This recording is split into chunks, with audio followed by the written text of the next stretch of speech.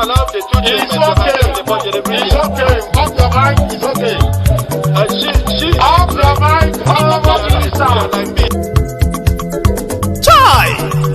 Now wow, people wey suppose talk truth to power don't off mic. And if we talk, now 500,000 they go summer us, call them hate speech. But fear not, Maiyegun don't come. Him go torchlight every corner, nooks and cranny of all these bad people where they spoil our country.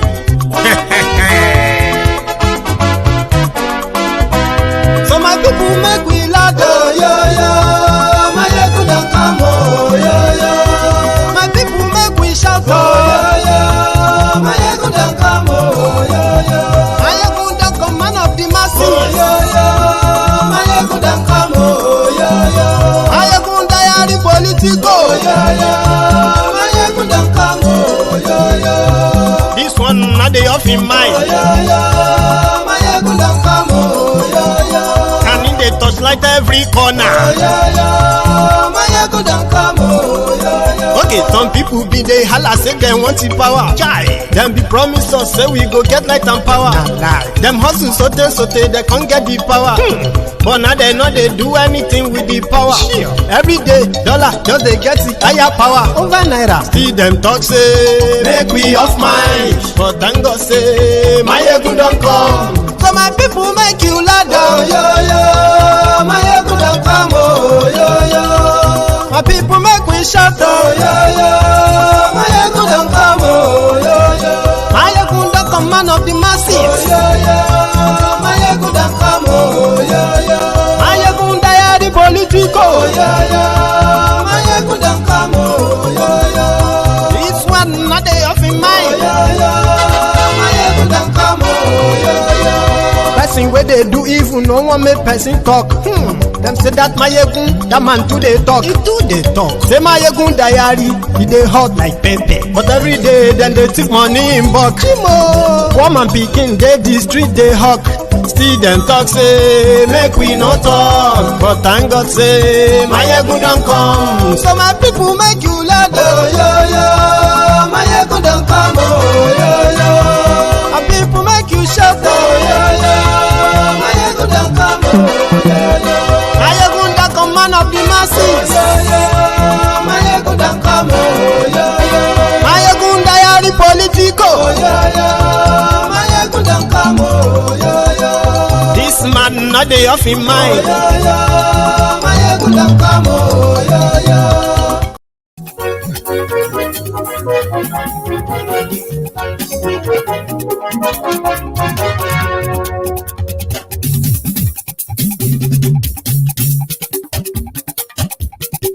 Hello there.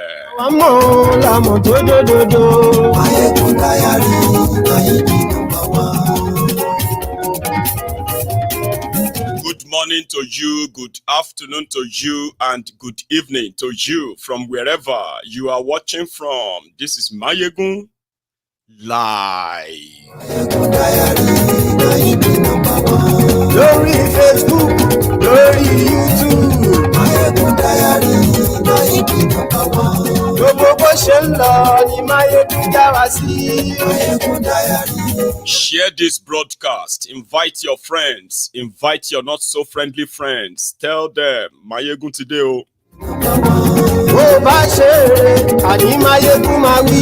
Maiyegun Diary, Maiyegun number one. Ó sì tún ṣe eré. Martinelli. Maiyegun Diary, Maiyegun number one. Maiyegun Diary, diary Politico. You are welcome to the Temple of Truth. I am the GO of this temple. So, brethren, as you are taking your seats, remember this. Share the broadcast, okay? Like the broadcast. That is your own offering. Don't miss that. Maiyegun làwa mọ̀ tó dòdòdò. Maiyegun Diary, Maiyegun number one. Yes. Olu ti sọnà sí Supreme Court o. Àní ẹ̀sùn ràkì. Maiyegun ti dé. Olu don set fire on the Supreme Court. For those who know this playbook very well, they are not surprised. Lórí Facebook, and yes, we like Lórí YouTube, and yes, we like I beg. Who said that? Kolu.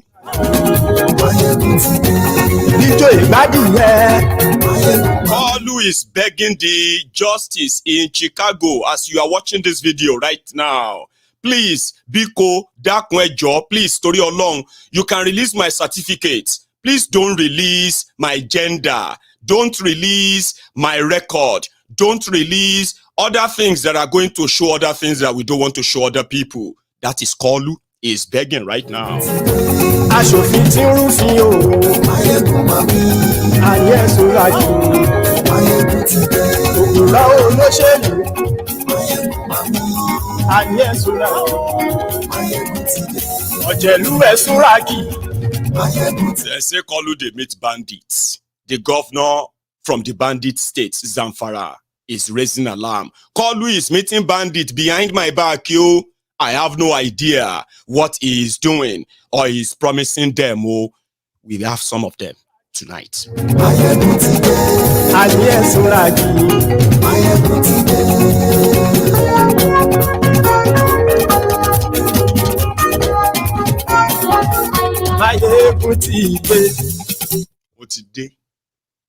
Today again. So good morning to you, good afternoon to you, and good evening to you from wherever you are watching from. Okay, this is Maiyegun live. I hope you have actually read the caption and the description of this broadcast. By the way, Martinelli said another banger, Baba, eleyi ju banger lo. So we'll be taking it one after the other. Lagos Abobaku, Oshogbo Alimajiri, the Oyecrombe Eaters, Crumb Chasers, Ass Lickers, All Risers, Oman Abroad, Buhari Danes, Buhari Diderins, the Buhari Dinotus, the Buhari Dijatus, Buhari Shukus, Ngozi Haris, Nneka Haris, Batidiot, all the clans of Esai barbarians, the Batidiots. Some call you Agbadorians. You know one thing I love to remind you all the time when you come onto MaiyegunsDiary Politico to vent, simply because Maiyegun will never stop, right, outing your criminal leaders. I love to remind you, we have come a very long way. You don't like me, I don't like you. But that will never change the truth that is always very constant. And at the same time, your rage, your rant, and every other bigoted nonsense that you have been so become a professional, right? For your own oppressors. They will never change the fact that these criminals don't mean well for Nigeria. You are a loser. The day you realize is the day your chains will be off.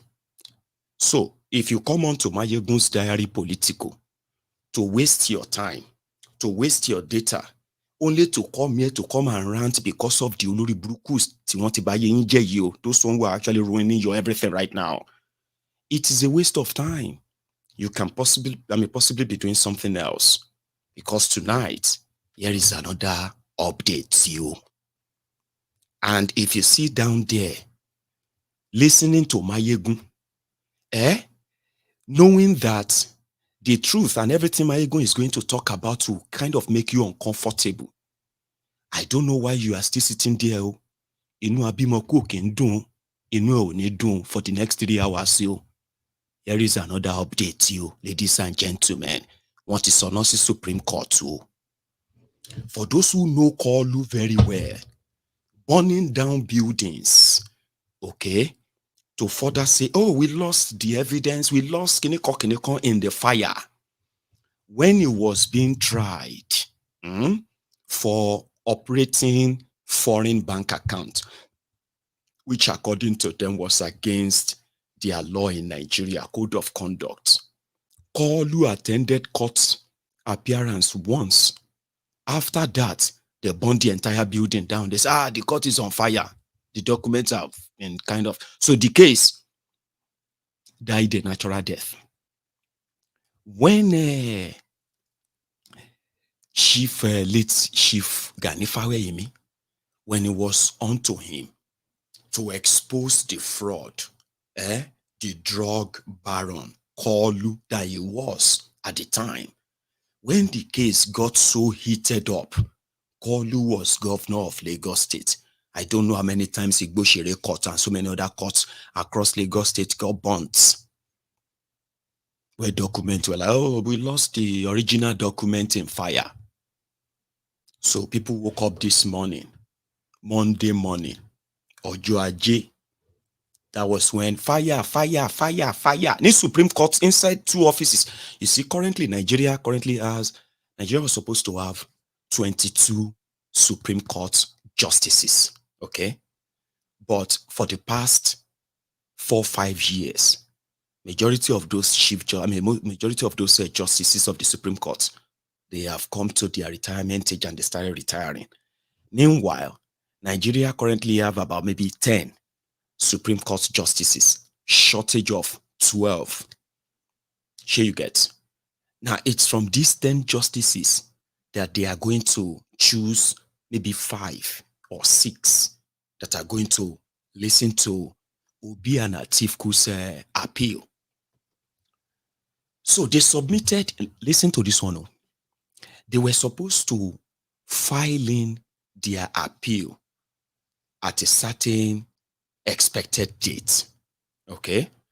Now, what people are now suspecting is that this was supposed to be done in 2 weeks after the tribunal judgment. They had 2 weeks, 14 days to file an appeal at the Supreme Court. That is when it's going to be legal.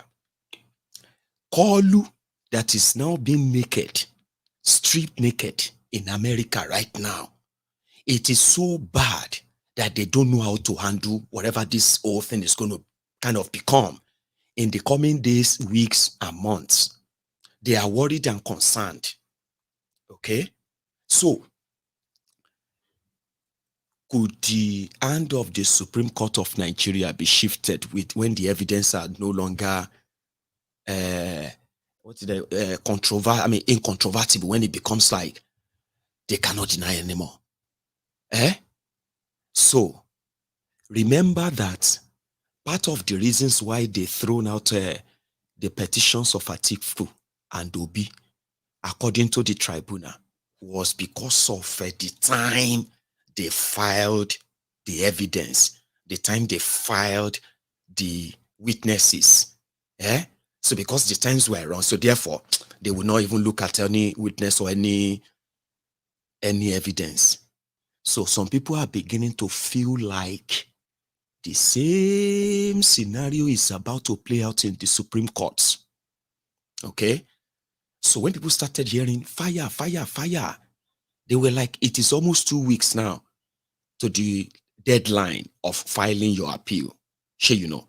So if fire start at the Supreme Court and they say the petition that Obi and Atiku submitted, they have burned, they've been destroyed. They have just 24 hours to submit another copy and make sure that it is paid. It is completely in the hand of the Supreme Court. Or, it's nothing, no problem, no problem, no nothing. Don't worry about that. Then the Supreme Court will be delivering its judgment. And they will say, well, the problem is that we would have to back the tribunal because the time you submitted your petition, your appeal, has already lapsed. So what does that mean? The time to submit petition has kind of, I think it has just about a day or 2. So with this fire, what if they now turn around and start asking Atiku and Obi to resend their petition? And Atiku and Obi send the petition. And then when the Supreme Court will deliver its judgment and they will say, you didn't submit the petition in time. Just same way, the same tribunal issued 5 different judgments 5 different orders against INEC. The INEC should hand over the electoral material, the election materials they used to the petitioners so that they can file their petition. 5 times INEC denied them. Maybe you were alive. Abi, did you know? Have you forgotten? That during that tribunal, it took them about 3-4 months before INEC could finally give them the electoral material, election material, where they gave them 18,088 blank result. Blank. INEC gave Obi and Atiku the evidence of the result they announced. Okay? And in that, out of 176,000 polling units results, 18,000 of them, it was blank, totally blank. Then 33,000 of the results were completely mutilated, unreadable. So by the time INEC gave that to them and they presented that to the courts as evidence, INEC opposed the result that they gave to Obi and Atiku. They were the ones who said, this is the results, election results. Where we said Tifnubu scored 8 million. Where we said Atiku scored 6 million. Obi, 6 million. This is the result. Go and check it. Everything is there. But inside it, nearly 50,000 of them are unreadable. So you can't really say who scored what here in this polling unit and total, and you can't really read them. So when they presented the evidence in court that this is exhibit INEC gave us, so with INEC stamp everything, INEC objected. Objection, my lord. Why? But you were the one who gave them this. Yes, we gave it to them, but we don't want you to accept the evidence. We want you to reject the evidence.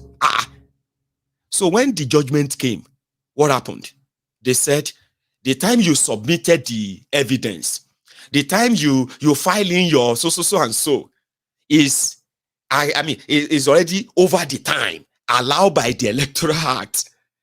They did not mention the fact that they gave INEC 5 orders, 5 times to give the evidence, to give them this, you know what I mean? The tribunal didn't even mention it in their judgment. They just said, Peter Obi no present any evidence. Atiku could not present any evidence. The issue of certificate is not an issue. The issue that it was a drug trafficker that forfeited money in America is absolute nonsense. It doesn't really matter. That's a long time ago. The issue of, you remember, Abi, this is the pattern that is about to play out at the Supreme Court. And I think members of this temple, I want you to go and write it as part of your own, what do you call it?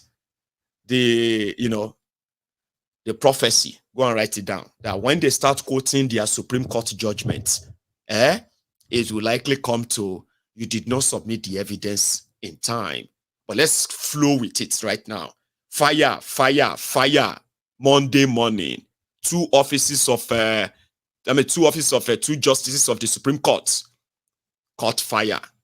Surprisingly, this morning.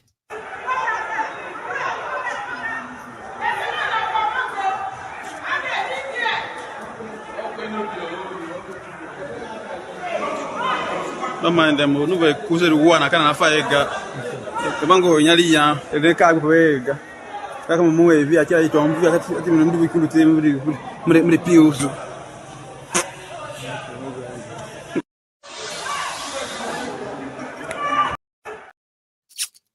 The law.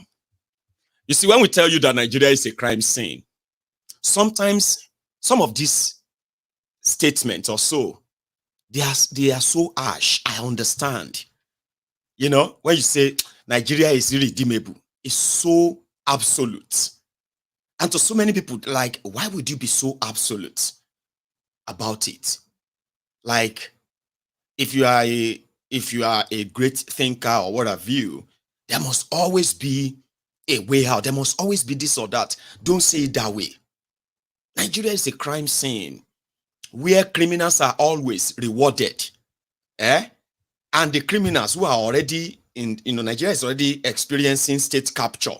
right now. Do you understand? Nigeria is experiencing state capture. Every institution that has already been kind of, already rubbished, they will completely be buried under these criminals. You're going to see it, okay? Don't worry.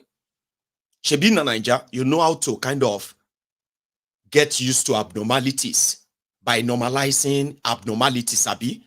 You did it with Bokuwari. Yeah, you did it with Bokuwari.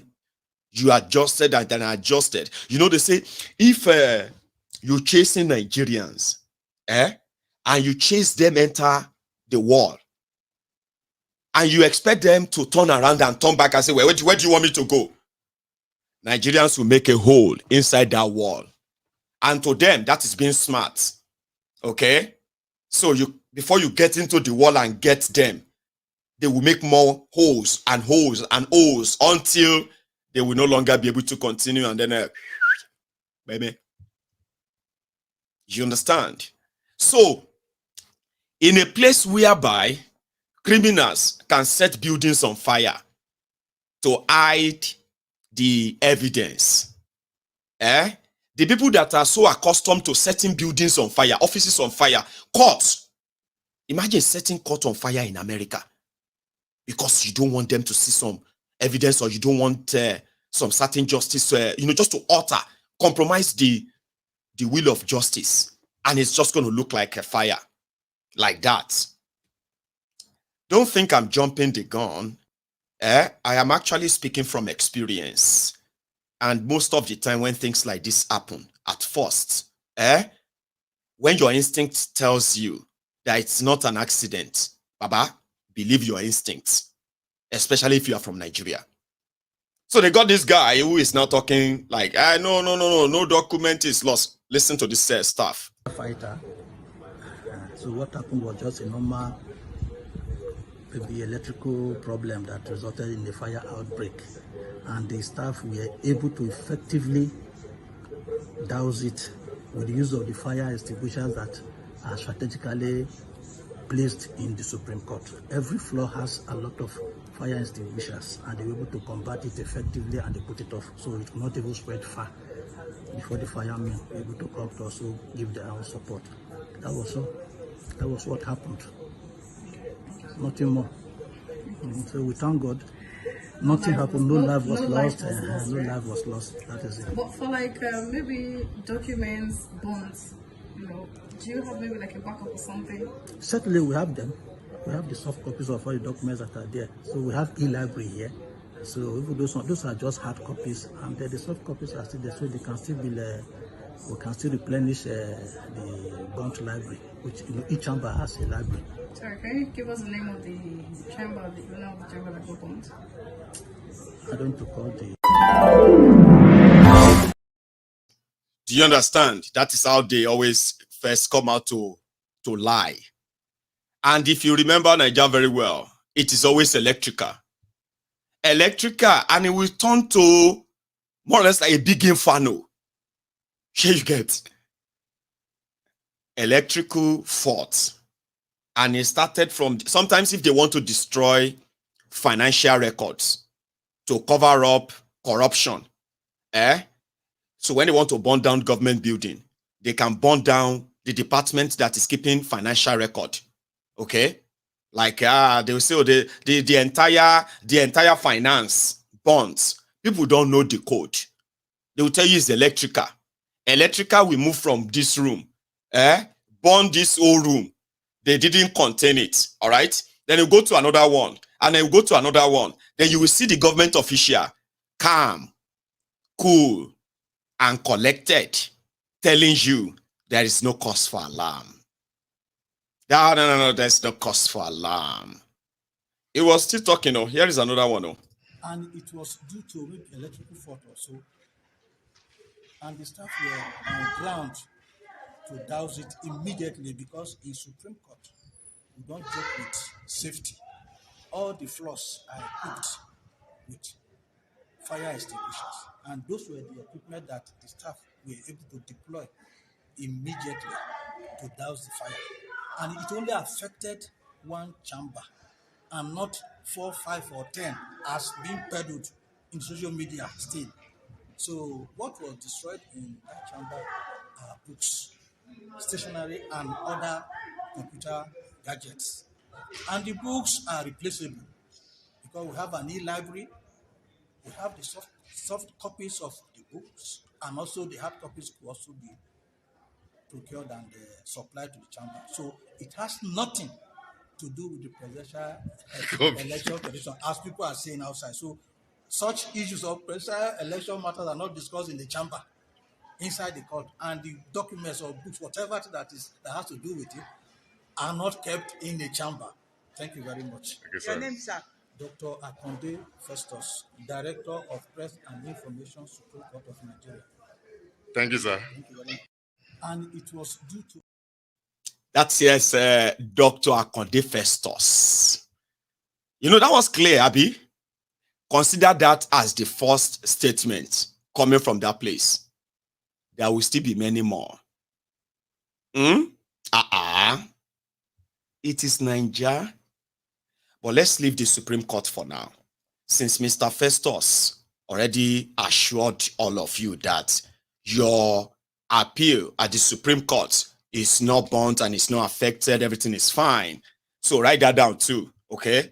That Maiyegun said at a point, they will come back and say the period and the time of filing their appeal, somehow, it get a leg. Then you will now write it there that no, Mr. Festus said nothing like that is going to happen. Just put it down, all right? We'll go to America. Things they happen, or things they occur. Hey, this morning in Chicago, remember that last week Friday was when the Chicago State University were supposed to release everything they have on Tifnumbu. Everything. Because Unawala too much. Unawala don't kind of led the entire university to almost depression. The past 6 months for the especially this last 2 months for Chicago State University has been possibly in their own history the worst period of time whereby they were dragged, if they have ever been dragged ever. Now everybody collected, staff here and there, you know, anyone that is associated with the Chicago State University, because a lot of Nigerians believe that Tifnumbu has been switching from between both Chicago State University, University of Chicago. He has been swinging in between. At a point, he said he was born in 1952. Then at another point, he said he was born in 1954. Okay? So all of these things, they have put the Chicago State University name at the front burner. And it wasn't for good reason. Okay?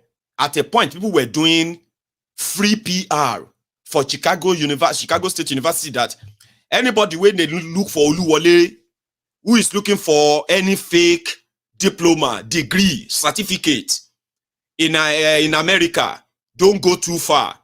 With $30, you can become a graduate of Chicago State University. It was really so bad for them that they had to lock all of their social media handles. They lock them. You can't comment, you can't share, you can't do anything because of this call.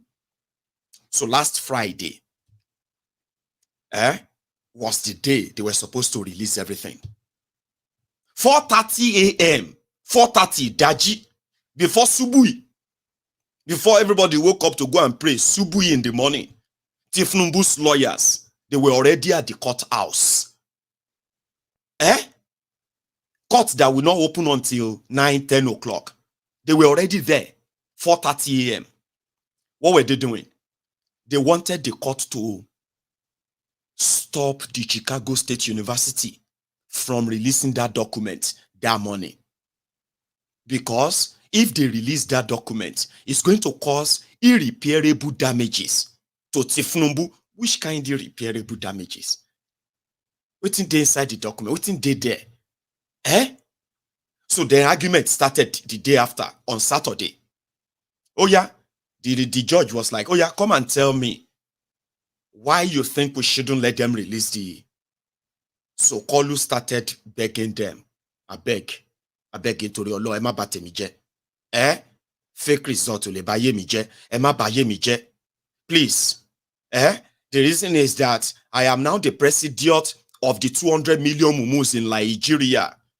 And they are currently trying to lay their hands on me if they can have that opportunity so that they can, everybody taking their own pound of flesh. Emma baye mi je. Don't give this guy. I say, why? So they now postpone till today. Baba, now today, that the judge was supposed to give the judgment and say, oh yeah, release it or don't release it. Kolu can walk in with another guy. Then they happen, me one sheleo. Tifnumbu, is one kind alien that it is not just Nigerians that are going to realize later waiting they enter. The rest of the world are going to come and see that, how did this happen? No joke, but the journey towards all of that don't start. Kolu can they tell them in court today that, my lord, okay, you can release my certificate. Tell the Chicago State University to release my certificate for Atiku.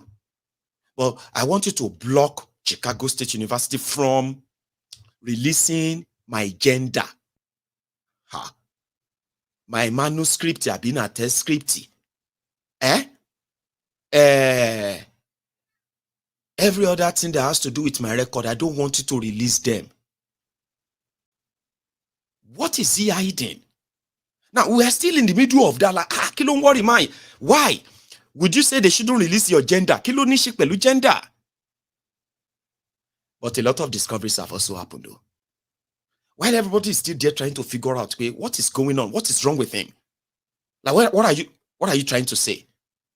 That Atiku and his team, they have discovered that the Bola A. Tinubu that went to Chicago State, Richard Daly College, as well as Chicago State University, na girl, American. She is not Nigerian. She's from Nigeria, but she's Nigerian American. Abi American Nigerian, whatever you want to call it. That's the record. But they don't want to release it to all of us. Move all of us, Siam. They wanted the school Gongo to release them so that they can then compare them with what they have and tell all of you that make Tifnumbu can tell you who him be. A complete career criminal who is now the president of Nigeria. Think about that. Then while we were still in court, where everybody still they do waiting be this. Even people will follow call lawyer come. They were there too, like Abaniloju Jemani Maisha. This man is a complete disgrace. So, which waiting be this? This is why the people like Maiyegun and all these people are always having something to say. What is wrong with Ashiwaju Awatole? Don't release my gender. We already know the gender of the baller that went there. Now that inside that court, two of us can't decide that Mo just from the shock where everybody face. They just sit there, they see the argue. And then we decided to just take a stroll, enter the hall. Baba, May October come fast too. Like say waiting go happen for October. They go do movie. You know what I mean? Like they will do a Netflix series in what FBI is planning to release. May I give you hints? From a very reliable source, inside that same America, they don't drop hints now.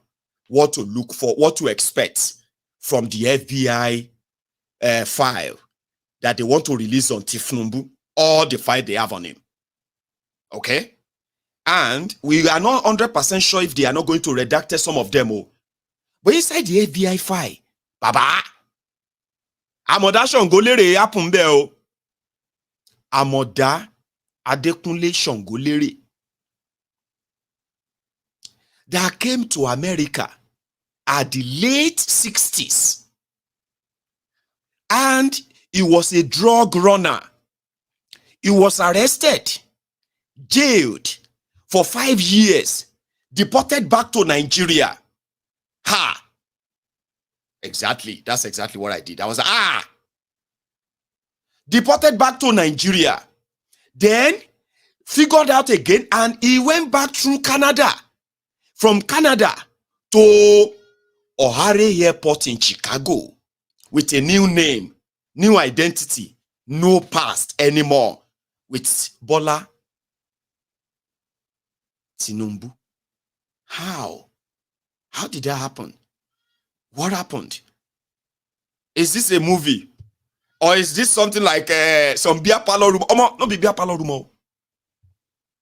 In the FBI, whatever, that they are going to release from next month, they want to release 2,500 file document on Tifnumbu, Baba, waiting.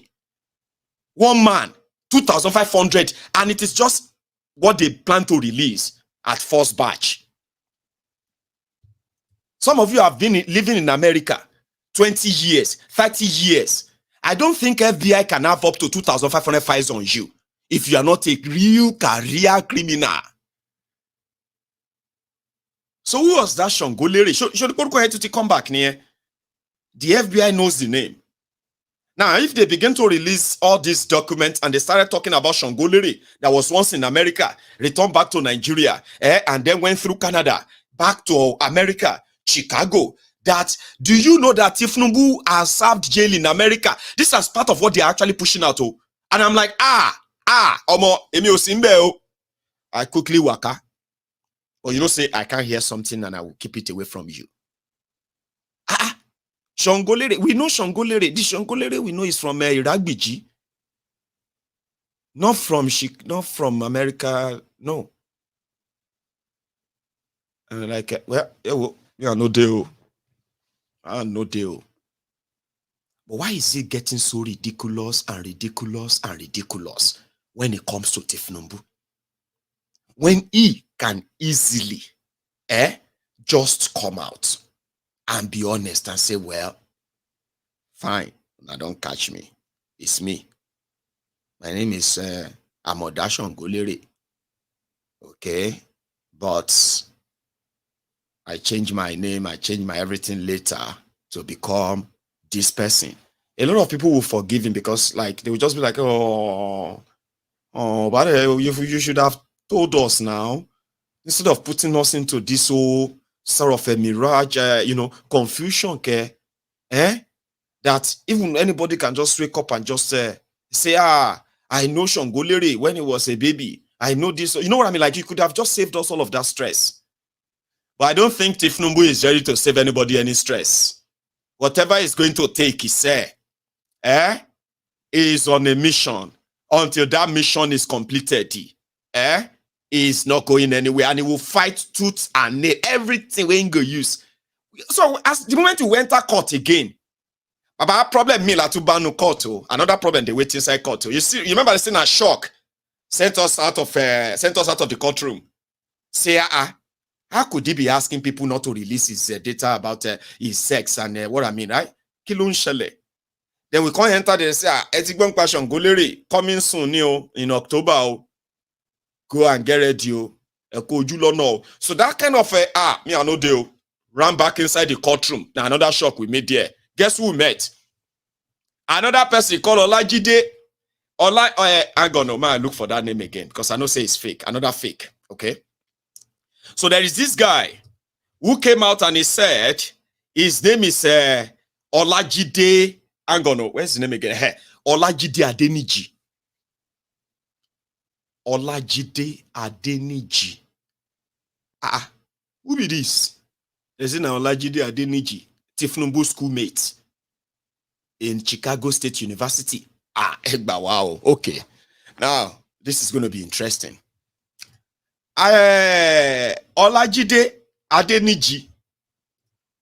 Who you be? As some of the court boys in Nigeria will say, who goes you?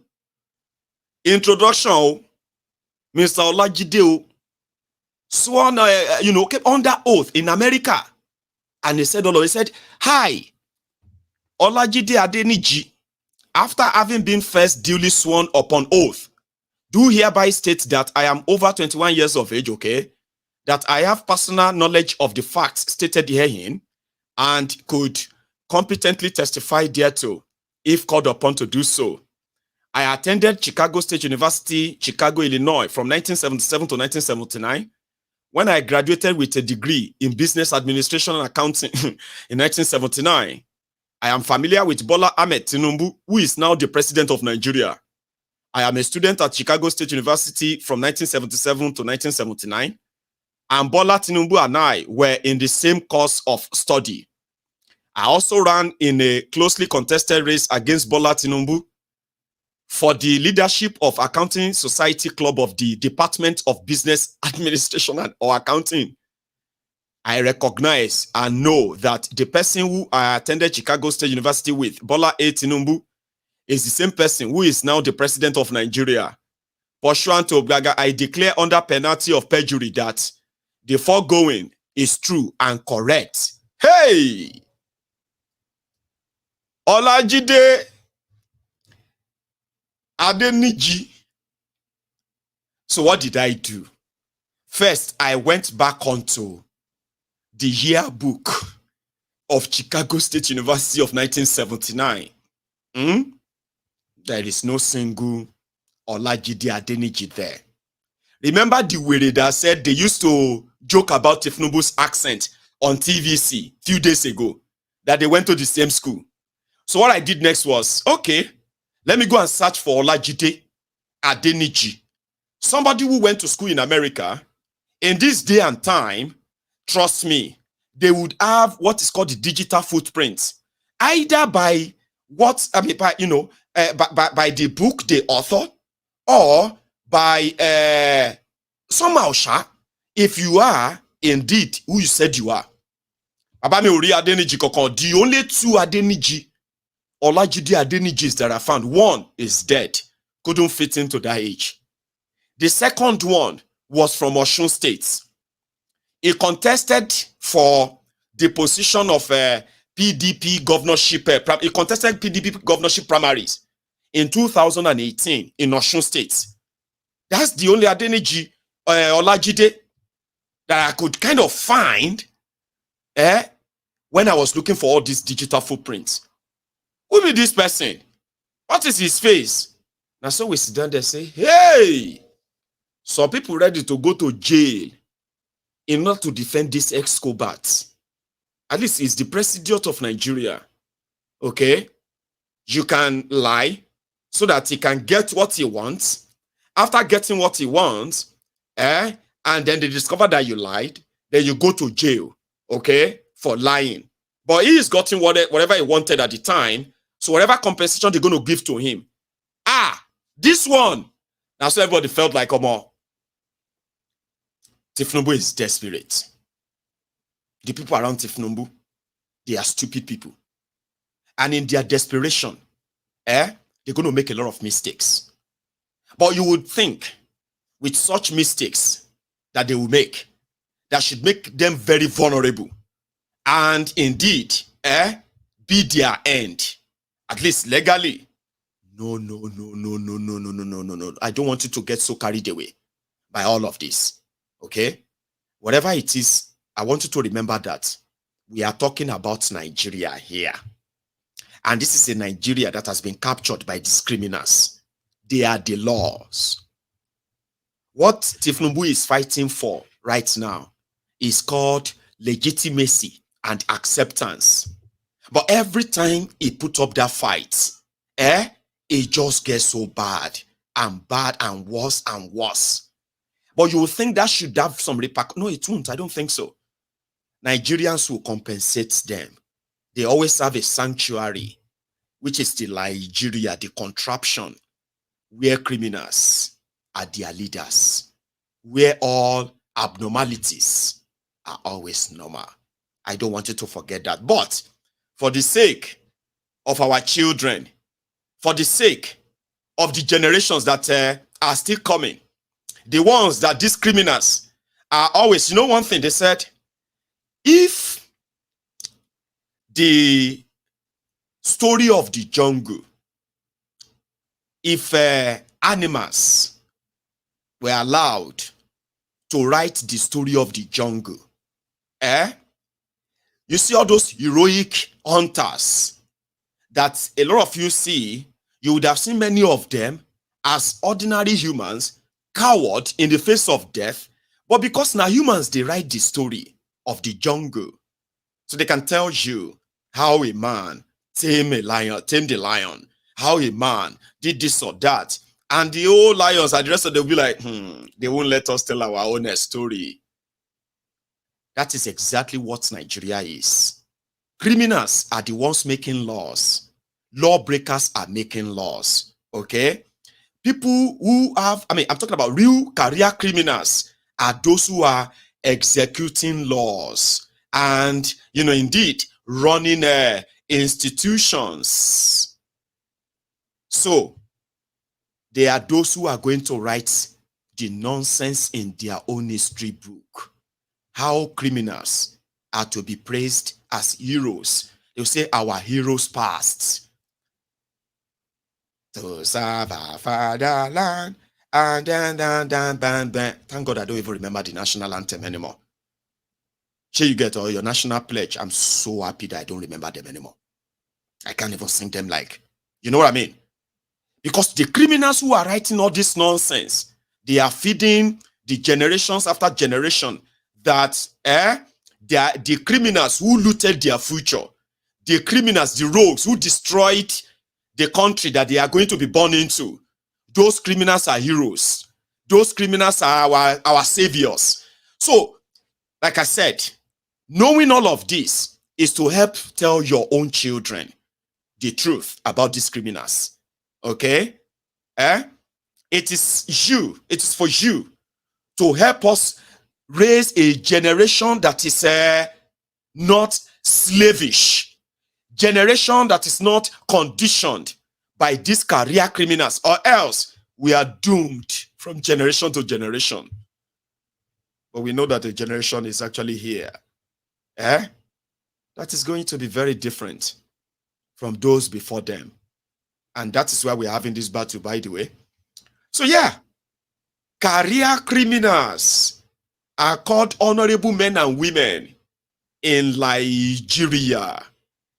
And they shouldn't be too shocking, because if those who love their oppressors, like I used to say, right, who love their oppressors differently, if they have not really remained consistent enablers, just maybe it could have been a little bit savaged than what you have right now. So yeah, Kolu didn't want them to release his detail. And he didn't want them to release his sex. He didn't want them to make the world know who he is, actually. And those around him, in their desperation, they are going to hand everything over to us unknowingly. Because now, it has now become something that a lot of people are now kind of like, who is the president of Nigeria? Who exactly is this guy?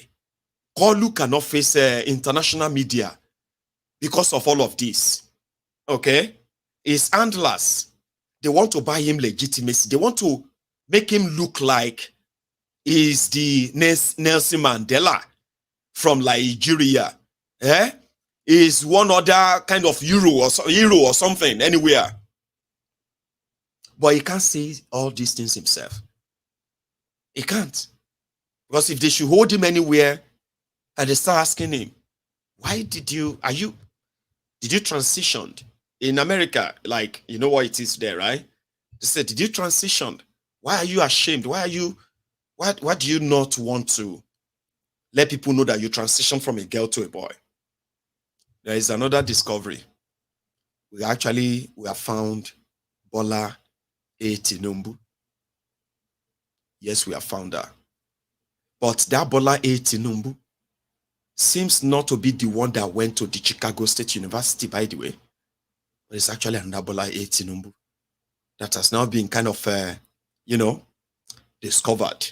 But we'll get to that when the time is right. But let's go a little bit further going forward. Sanusi, the former emir of Kano, the man that accused Goodluck Egbere Jolantan Getch of mismanaging and losing or missing 20 billion US dollars. Remember? And it was because of this Sanusi alarm that so many people who have now come to know the politics of Nigeria better now, after this exposure and this disgrace and destruction that APC, Egbekegbe, finally represents. People didn't know then that Sanusi, Lamido Sanusi, as they kind of all operate anyway, you know, they all acted like they are in their own little fiefdom for every opportunity or every position they control.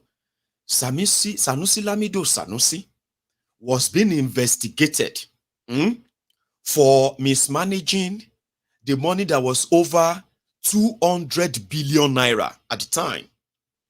Part of the accusation against him at the time was that he was doling out Nigeria Central Bank money like he was a politician, you know.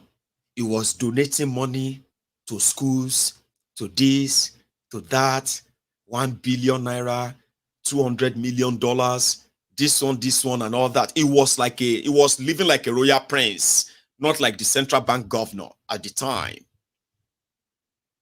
So somehow he got the wind that he was going to be removed. Not just removed, he was going to be arrested. So what happened? Sanusi turned to a whistleblower. A whistleblower. Goodluck Egbere Jolantan was already becoming the most hated man in the entire Nigeria at the time. In fact, it became a fashion, okay, that if you hated Jonathan, you are actually patriotic. Do you understand? Like, it was like a fashion then, like, and it was a darling before that time. Goodluck Egbere Jolantan was a darling of majority of Nigerians at the time. Now, it seems I'm digressing little, but I have to give you this background. So, when, meanwhile, they've already started looking into forming a sort of a united opposition to remove PDP and Jonathan. The Boko Haram was bombing here and there. Jonathan's men were like extravagant, so corrupt openly. They were like, you know what I mean? Like, it was obvious at the time. So Sanusi Lamido Sanusi was also one of those corrupt criminals, right? Frittering away the resources of that same government. But he didn't want to be held responsible. So he turned to a whistleblower. If the central bank governor of central bank of the country raises alarm to say the NNPC that is selling Nigeria crude oil, they have not remitted over $20 billion in the last so months. In fact, from what he's done his own calculation, and he discovered that if the money that should have been remitted by the NNPC to the central bank cover as proceeds from the crude oil, compared to what they have paid to the central bank, he believed that over $20 billion is missing. Hey! APC, Egbekegbe, they picked it up straight away. 20 billion. Do you know what 20 billion can do? Okay.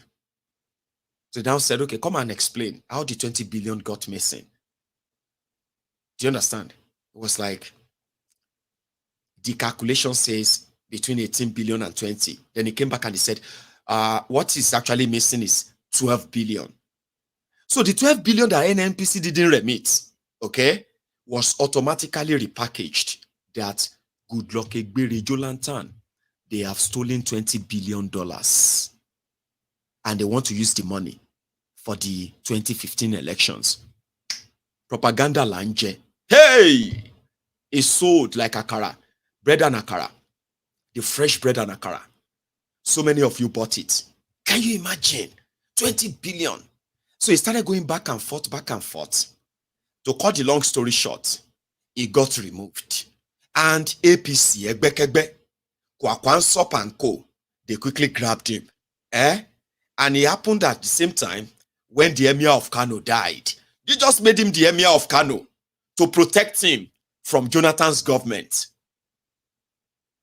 So he became a kind of an advocate of a better Nigeria. Sanusi, this same Sanusi, Lamido Sanusi, he became advocate of the better, prosperous Nigeria. He became a darling. That was how he got saved. He wasn't arrested. All the investigation against all his own mismanagement of money inside the Central Bank of Nigeria, all of that died. Jonathan couldn't do anything anymore. So he became Emir. The camp of APC, Egbekegbe, they started swelling and swelling. They wanted to save Nigeria. Nigeria needs change. Nigeria, blah, blah, blah, blah. Now, fast forward to 2015. Bokwari became the president of Nigeria. And the Shege, Bansa, started. After 4 years, Sanusi don't get problem with the state governor. Remember, Kwakwansop was the governor, working to install Bokwari as APC government and remove Jonathan. And Kwakwansop made Sanusi Emir to protect him from Jonathan. So when Kwakwansop and APC, when they gained the power in 2015, and Jonathan, despite all the monumental rigging at the time, he said he realized that these guys were actually preparing for war, not election. And he said, if he had stayed, and they said it too, they said, if Jonathan had stayed and did not accept that defeat, they would have started a civil war in Nigeria. That was what brought Fulani terrorists to the borders of Nigeria. That's why I said, it may sound like I am digressing, but that is where I'm taking all of you on this. So Gandola became governor of Kano. Gandola was caught pocketing dollars. They kick back money from the government road contracts awarded to contractors. That was him collecting his own 10% from those contracts, and he got caught on tape. And it became a big news. He was supposed to be removed as governor and be tried as a criminal. Okay? So everybody was talking. Sanusi self can't talk. Here you get. Sanusi can't talk like the way he was talking as a central bank governor with Jonathan. Can't hammer Gandola. It's a disgrace. It's a criminal. It's a this or that. You know what Gandola did? In 2019, they discovered that Sanusi, thinking he is smart, forgetting the fact that he is also swimming in the pool, the corrupt pool of those they call elites. All of this dirty elite that you have in Nigeria. Elites that cannot build good roads, that they themselves will drive on. Elites that cannot build a good housing for their own citizens to make the country beautiful. Elites that cannot provide electricity, leave you in the slum and the shanties. Elites that cannot build good schools for your children. Elites, Nigeria elites that cannot build good medical centers, hospitals for their own people. And they are the dirty, stinking elites that they have billions, they have money. But they are what? They are from the shithole country, a contraption, poverty capital of the world. Elites. So Gandola felt so insulted that see this thief, we will use our own political, because Gandola was deputy to Kwakwansop. This is Kwakwanso. So Kwakwanso handed over to Gandola. Trailer come past their middle. You know the story today, Abi. Anyway, they thought Gandola was going to, he believed that Gandola must lose that election in 2019. It worked against him. Gandola knew.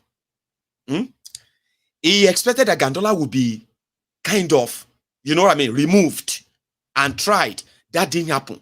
Gandola managed, to force that election in 2019 to a rerun so that he could properly rig it and get himself re-elected. Immediately, Gandola re-rigged himself in 2019. He just went straight for Sanusi. Oh yeah, come here. We're here. You dey mad, you. Now me you dey call thief, Abi. You this born criminal. Born criminal, where we say we dey spend money, they buy you best shit, where you dey put for that your head, they make you look like you be somebody. Come here, only. We have your record. At least this Kano state government is the one that is funding the what do you call it? The Emirates called the Kano Emir. Come here. The Ashemache, the Nokuno, the what do you call it? The irresponsibility, financial irresponsibility that would have led Jonathan to send you to jail. You, they abuse me, they call me thief. You, Sanusi. Now Ogun go kill you. Come here. We get your record.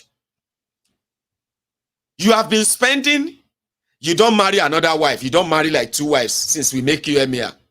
And in the course of marrying them, you spend so amount of money. Emir, no, they spend this kind of money. Oh. Now we discover that you have been actually spending the money of this emirate. And we want you to account for the money. This is true story. Oh. I just wanted you to enjoy it. That's why I'm saying it this way. Oh. It really happened though. Come and explain all this money. This one says 1.2 billion. This one says 300 million naira. When you go to Saudi, what do you go do for Saudi? The craze. Come here. They can't call Gandola. Calm down, oh. Calm down. There are many ways to kill a cat. Oh. Don't do this, oh. A lot of people will not understand you. If you go for him, okay, they know you are coming for him. Now, at the end of the day, now you go lose, oh. But we have many ways you can kill a cat. Okay? Just create more emirates. Break that emirate that is making him feel like he's one angel sent from Futajalon, Abi Saudi Arabia. Break the whole thing. They can't break. They say, no, I have to remove him. I cannot just break the whole place. I have to remove him. I say, before you remove him, okay, just break the whole thing. Omo. Now the State House of Assembly come vote. Say, oh yeah, remove him. We don't want him as Emir anymore. Depose him. The same way he ran away from Abuja the day he was expected to be arrested. When Rotif me, Amechi, that is Ubima Judas Iscariot. You remember Amechi that time? They were all bodies, paddies. El Rufaya of Kaduna. They were the shining stars who want to come and save Nigeria from Jonathan, from PDP. Remember? It was the Ubima Judas Iscariot that drove the car to pick up Sanusi from airport too. Last, Isha, all of those dramas gave Nigeria the lifeless Maigad, Bokuwari, that now came to send Nigeria 40 years backward. Guess who said that? Same Sanusi. The guy is still walking about like he's an emir, by the way. He's always there trying to say, intellectual. You see this country? You know when this country has emporium. This country has Gungatom, a resources in the Republic of Korea. You know, there's something we have to do. When we lay our hands on Gugotom, the Gugotom can make this. He loved. People like that. Oh, amazing. Listen to Emir. Oh, no nonsense. So, job men, career criminals, chancers. But to some of you, no, Maiyegun don't talk like that. You know, Emir, Abori Yekini, they talk, they tell me, say, man, no talk like that. Emir is different. She don't share for me. She don't me share ni. She mo bere opinion lórí Emir ni. Emir ko. Sultan ni. They are all the same.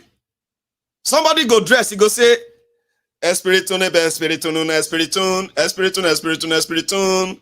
They say na bishop. Any owo. Aberi daru ni. Eje yo won kuro nu ara won.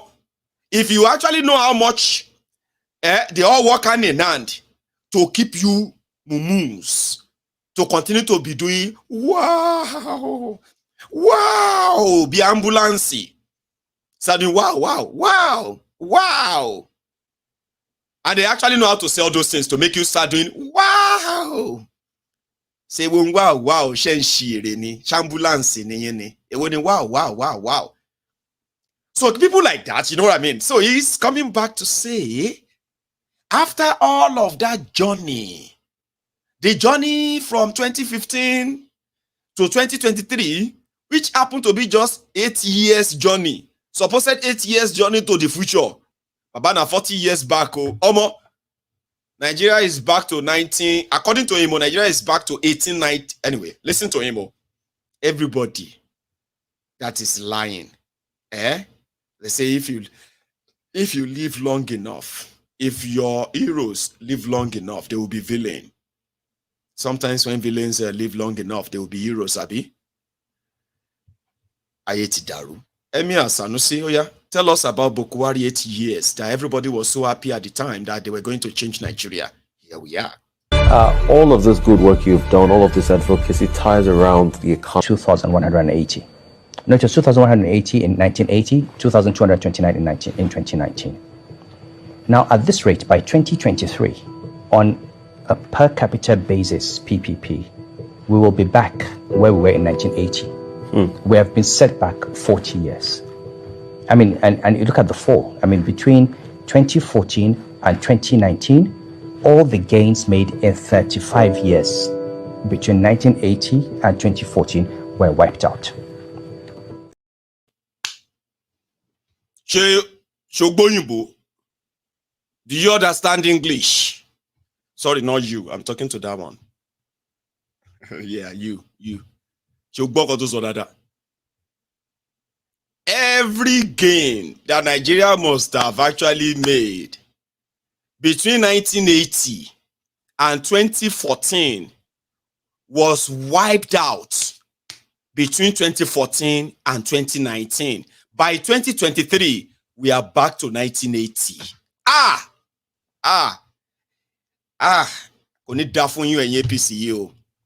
You know what I did when I woke up this morning?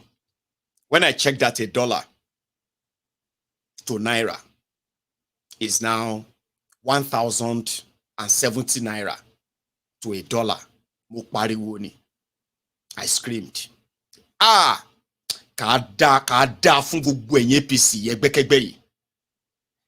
Ni kure ni kon. Like, just wake up and just come. They are meji meta. Just drop it on them. They are ruining and destroying lives. They are telling them to hang on and hold on. They are telling you to hang on and hold on. When they are actually so busy to further dip you in that pit. And if you don't understand what this means, there is a particular one that is very visible in the gains that has been wiped off by this APC, Egbekegbe, Apayan People's Congress, Al-Qaeda People's Congress, Ayad Killers People's Congress. Sorry, that is not APC. Remove the Yekini jare ko yo Asia ikurome kolo aya. Because that's what they represent. Anybody that is identifying as APC, Egbekegbe, when you see them, you just like, oh, talalebani ko da fun yin.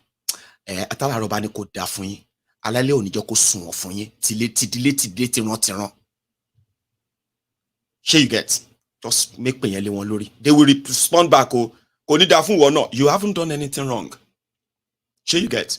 But the reason why a lot of them deserve that ekpe is because while they are sinking you, you were shouting Hosanna, Hallelujah. Some of you were even shouting Alhamdulillah. Alhamdulillah. You see, dupe tiel, Alhamdulillah. ẹ̀ ń ṣe alihamdulilayi nínú ìṣẹ́, ẹ̀ ń ṣe alihamdulilayi nínú ìyà, wọ́n wá ní kẹ́ forí tì.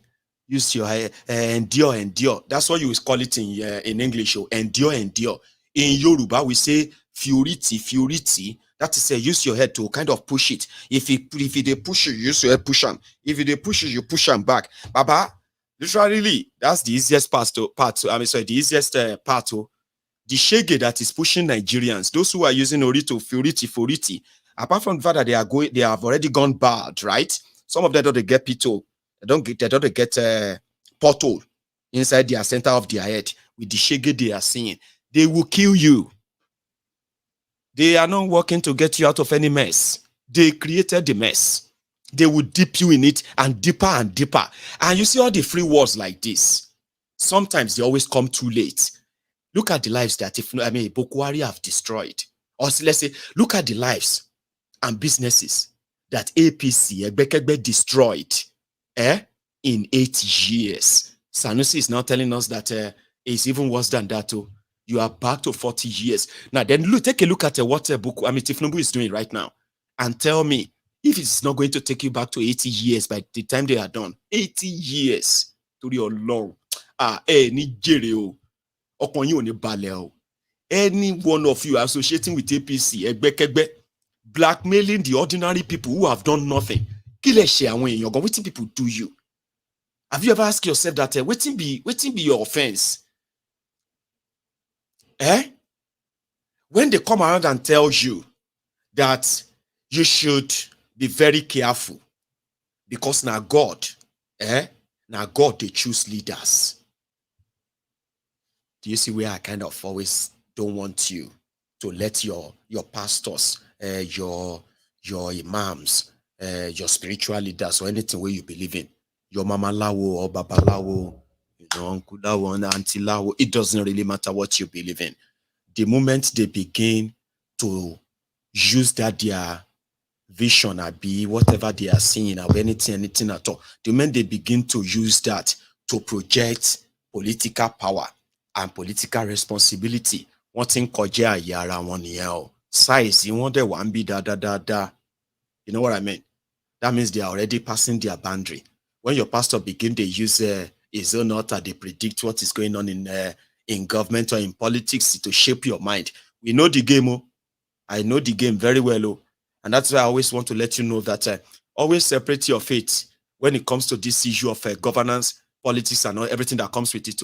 Once you begin to mix them, anything where you see me, you collect them like that. Sure you get anything where you see me, you collect them like that.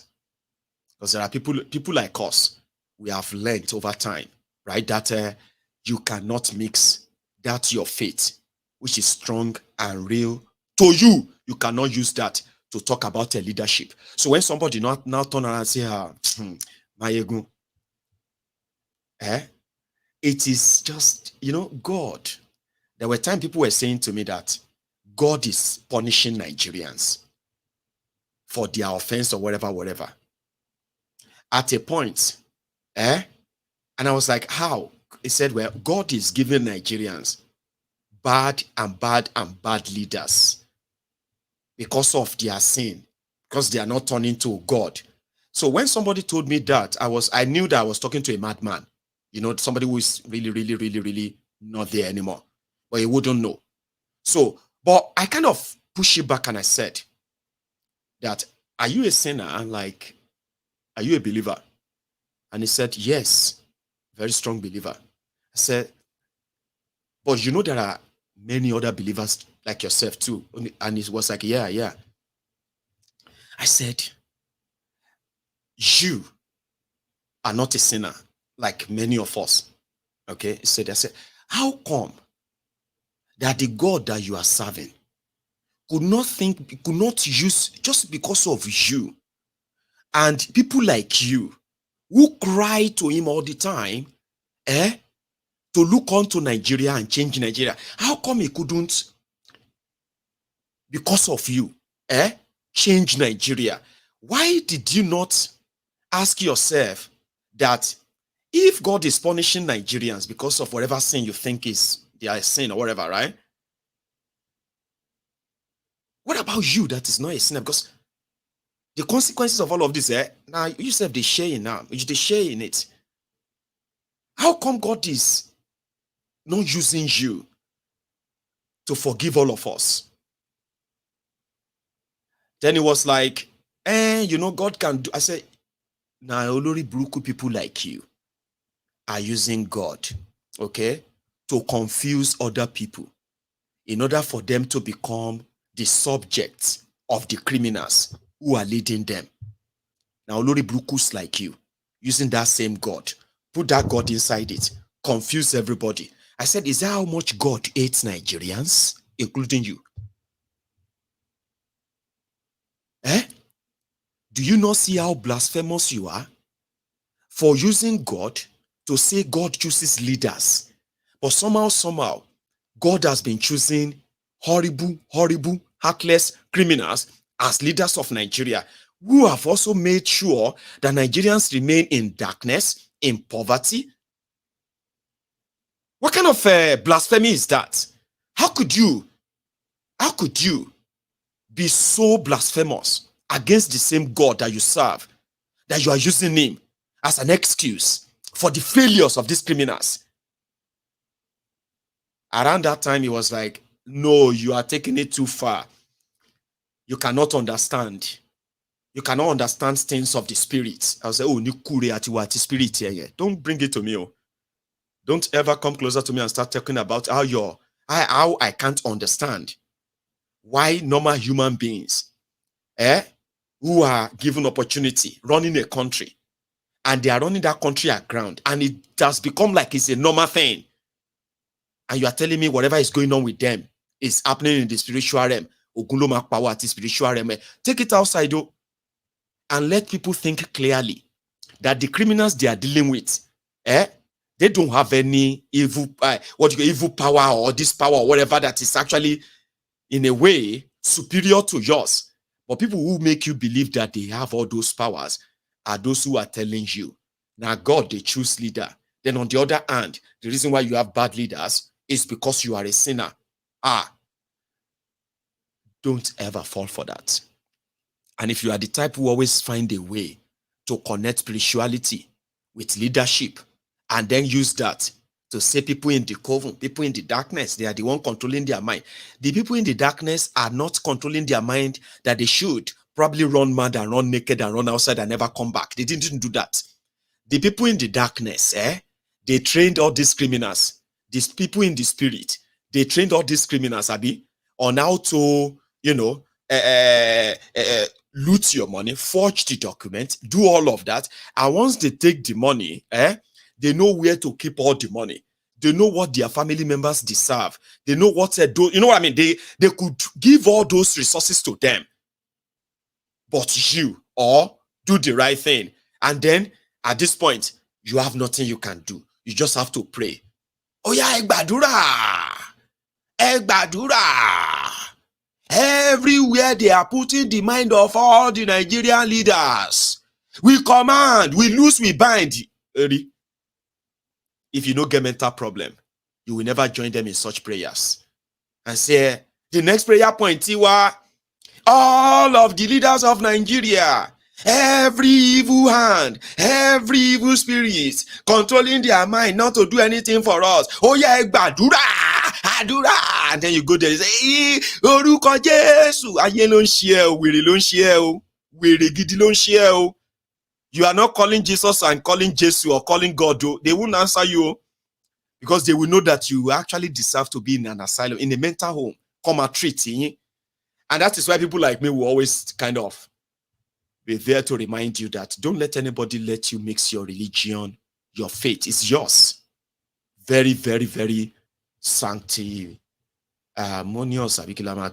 It's personal.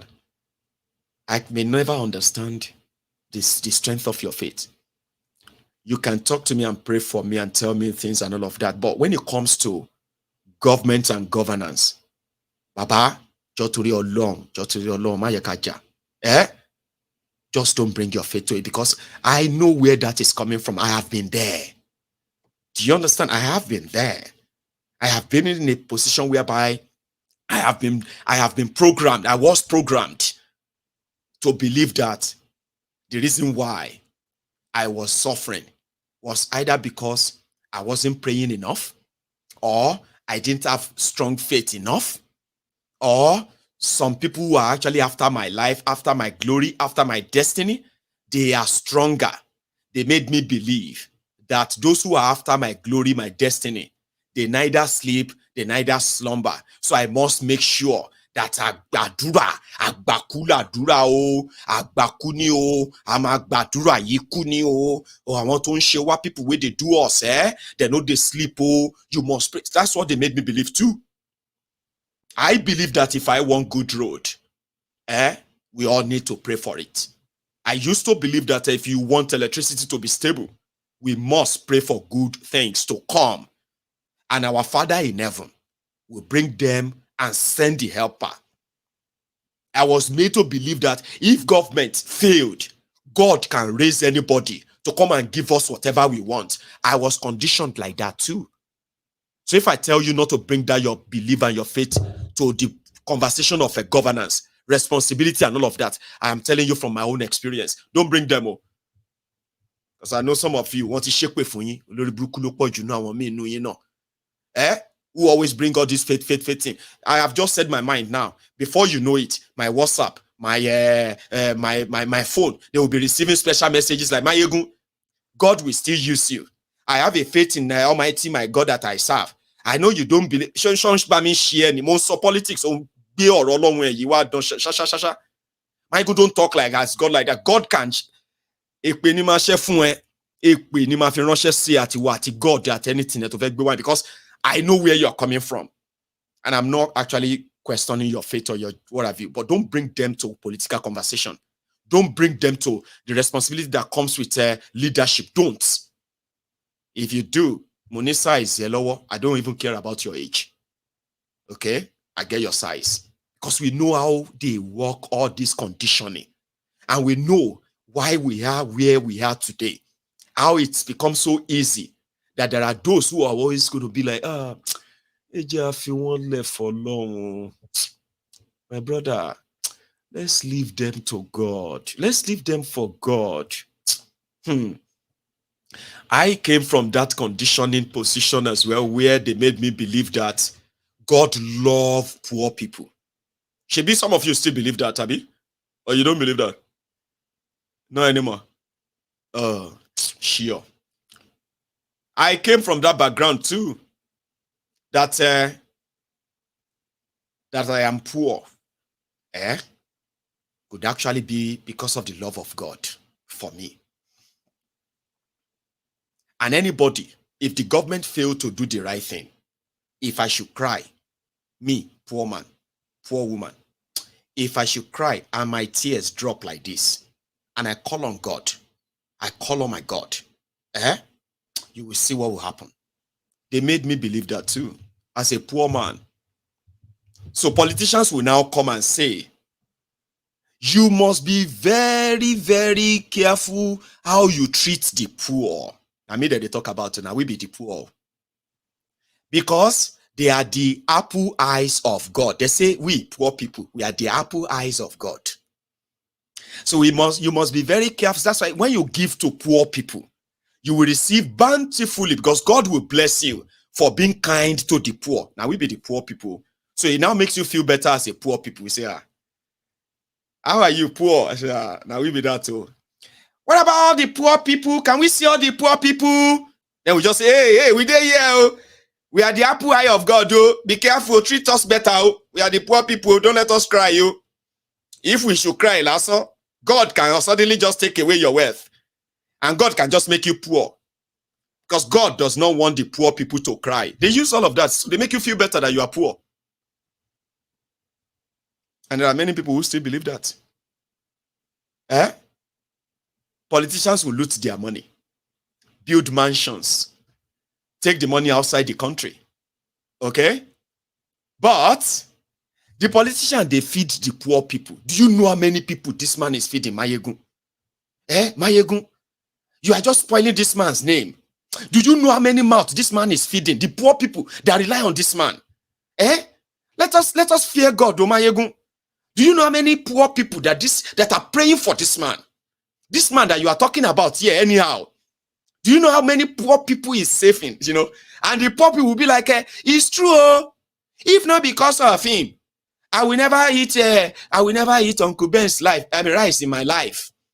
It was his wife who came, and they said, poor people, oh yeah, come, oh, we want to help the poor people. And they gave us Uncle Ben's rice, imported.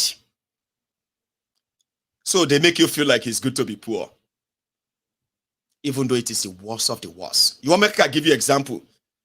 How helping the poor in the context of Nigeria. I'll give you one. For example, when they say, we are going to give subsidy palliatives to the poor people. So the poor people are going to be like, okay. I will see if they will give me. The last one they shared when they said that we the poor people from this part we should assemble. That one they didn't give me. They did not give me anything. Another thing is coming for us now. We poor people. I will see. Let's see if they will not give me. So they make you feel like it's all right to be poor. It's not all right to be poor. It is not. Okay? And the fact that they intentionally make you poor, they want you to remain in that poverty state so that everything they give you, it will be like say they do you favor. Poor people in Nigeria, they will tell you, can you imagine? This honorable was sharing rice of this, my brother, people are hungry. Let us appreciate. Let us appreciate this honorable. Some honorable, they will not even share the food. They will just take the money themselves. This one is still giving them something. You are complaining. You, this Maiyegun, how many people have you helped? Waladeo. We are talking about those who are using government money, your money, supposedly your money, all right? And they are now giving you handout, stipend, because you are poor. They are helping you to get you out of poverty. And we can tell that while they are sharing that stipend, the majority of the chunk of the resources has gone down into the private pocket of these criminals. Now, you want me to come and now explain to you how many people with me I don't buy rice for? How many people I don't pay their school fees? So even if I tell you how many people I don't buy rice for, how many people I don't buy puff puff for, would that then make you come back and have a conversation with me that these criminals, the way they are treating you, is not right? Would you come back and agree? Of course, you will never come back and agree. So when I told you that I've been there before, they are conditioning poverty na bastard. Oh, boy, Miami. Poverty to na bastard. I'll tell you more. We'll go to Kogi. I'll show you how they always kind of treat the Nigerians they considered as poor, that they are helping. So politicians will see it as, you are complaining. What if we decide not to give you? What are you going to do? We can decide not to give you. Say, okay, sorry, sir, sorry, we know that you can decide not to give us and there's nothing we can do. Anyway, Oya, bring them, collect them. Baba, Oya, come front, come and collect your own.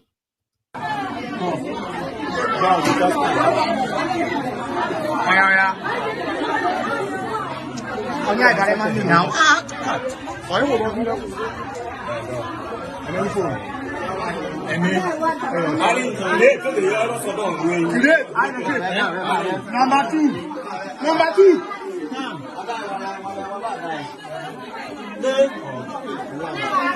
I saw one man you are in.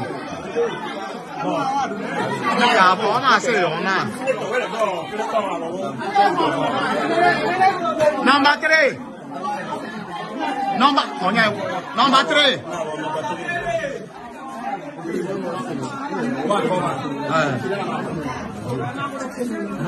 Number four. Number five.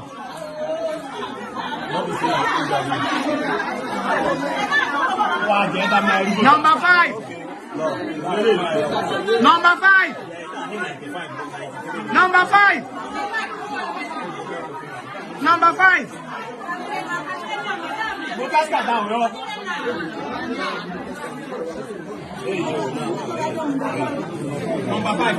Number five.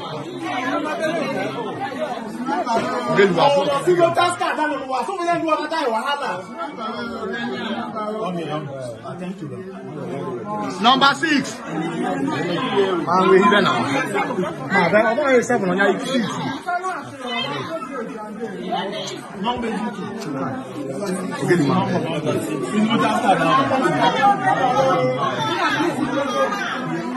Number 7.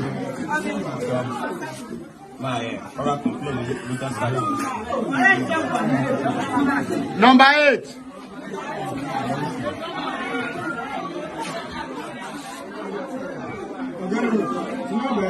Number 9. Number 9.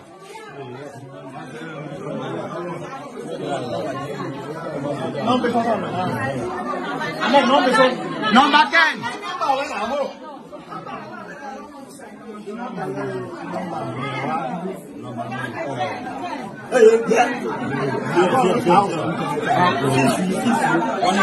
One year for Kevin, Danny.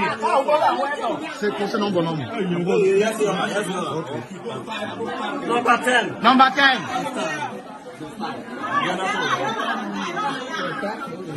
Number 10 of none. Number 11. Maiyegun. 11.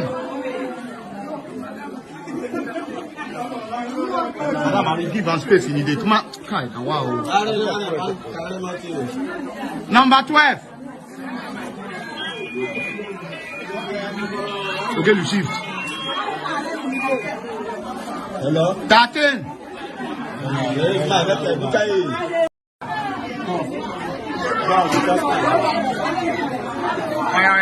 Many people are in the bank because many people are dying. Everything are doing. Pressure ti wà. Mbazo Yoruba. Gbogbo nǹkan ṣẹlẹ̀ Louis.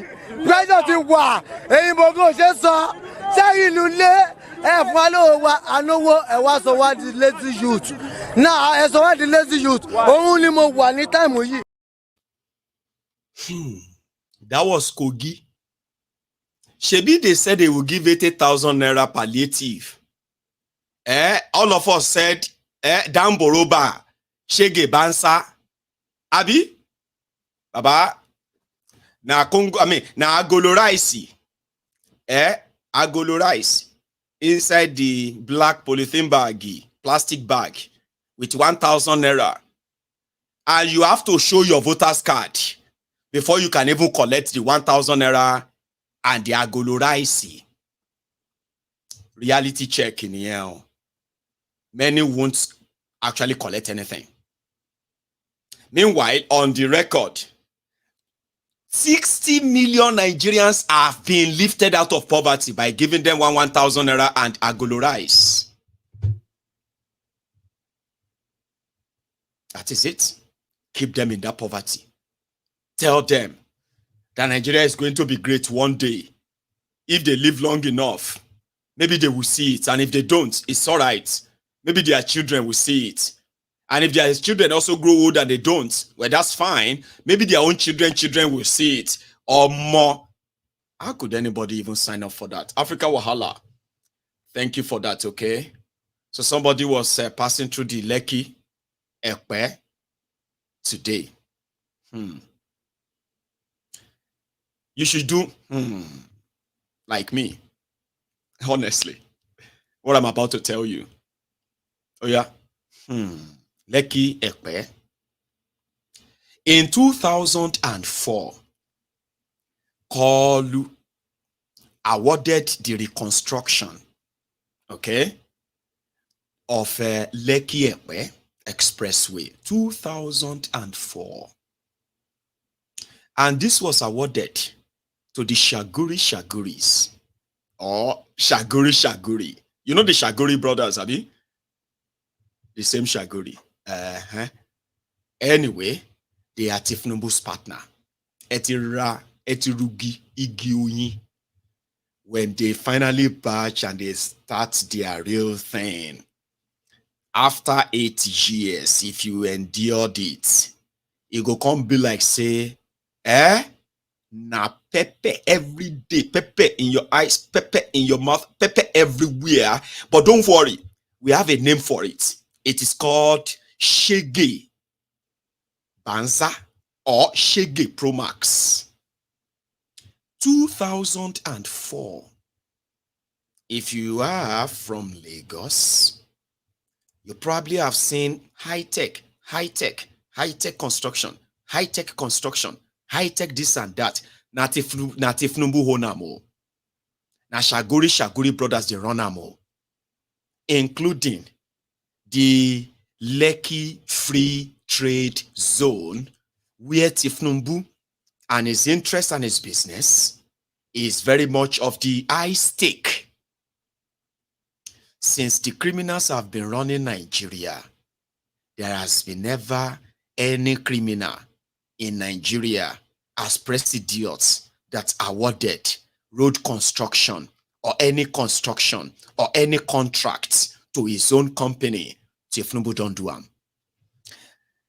Devil Umayi from Ebonyi, who is also the senator representing Ebonyi somewhere. Devil Umayi is the minister of potholes that replaced Isale Barack Obama, Ajangbadi Albert Einstein. That is a Fashola. Now, Devil Umayi don't go draw map. They want to build road from Calabar to Lagos. It will be called Coastal Road. Guess who they gave the road to? Iteki, Shaguri brothers. Yeah, and it's going to have a toll gate. But we'll first go to the Lagos road that they have been constructing since 2004. This morning, the work update today. 7:45 a.m. 25th of September. This is Ogidon area of Ogidon approaching Shoprite. This is Lekki Expressway. This is the Lagos that we are trying to. Nobody is doing anything. You can imagine. Just look at this. Look at this.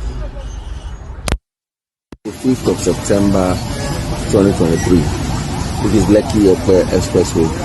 This is what people have to deal with on a Monday morning. This traffic is probably about 3 kilometers long now. That's it. And it's not even at the end yet. I've been inside this now for like almost 40 minutes. This is what we have to deal with every day. Government, please come and do something about this. This just doesn't make any sense. Lagos State, Lekki Expressway, the fastest growing area in the whole of Africa. This is what we have to deal with. So shame. Man, see they for jail. Politician way in the probe don't enter for power. EFCC chairman, see they for jail. Politician way in the probe don't enter for power. EFCC chairman, see they for jail. Politician way in the probe don't enter for power. EFCC chairman, see they for jail. Politician way in the probe don't enter for power. If you do government work, you no carry am for head, you. Maka one day I got Bokwagi Nama in another government, you. You one day more, every one day I got Bokwagi Nama. Yes, the German, no day for jail. Politician way in the man, see there for jail. Politician way the probe don't enter for power. Jungle. Concentration camp. Nigeria. Where they love to live in their own fantasy world. Kolu. Jaga banditi. Jaga addicti. Aṣíwájú àwọn olè. Aṣíwájú àwọn agbèrò. Aṣíwájú àwọn atọ̀ọ́lé. Èèyàn Shatabandu, somebody was asking, well, on this issue of road or no road, I remember when Ikene Shatabandu, Pastor Ruga, Agboworin Baba Oja, the one that is a special advisor to Boko Haram on burial arrangements and condolences matters, including trader money, they put him in a chopper to fly over Apapa so that he can decongest her papa. It was like 007, James Bond, who is just about 3 feet tall. You know, James Bond has to be like 6 feet. I don't think, I mean, like, there is no Shatabandu James Bond, Abby. But this guy dressed like James Bond, somebody who is like, action man, is going to drop from the sky. And he's going to fix Apapa, Lagos Apapa, Expressway, gridlock, and all of that. At the end of the day, now just simple photo up. Story. Pastor Ruga has now turned to motivational speaker. He is now motivated. You know, he will come here and he'll start telling you, as if to say he wasn't the vice president. Even when he was the vice president, right? What do you call it? He'll go to talk to you like saying he's talking about somewhere. He's talking about different people. It's Alaye, you be vice president, you the mad, dini. Why you they talk like say some people must do something? What's today now he don't turn to pastor.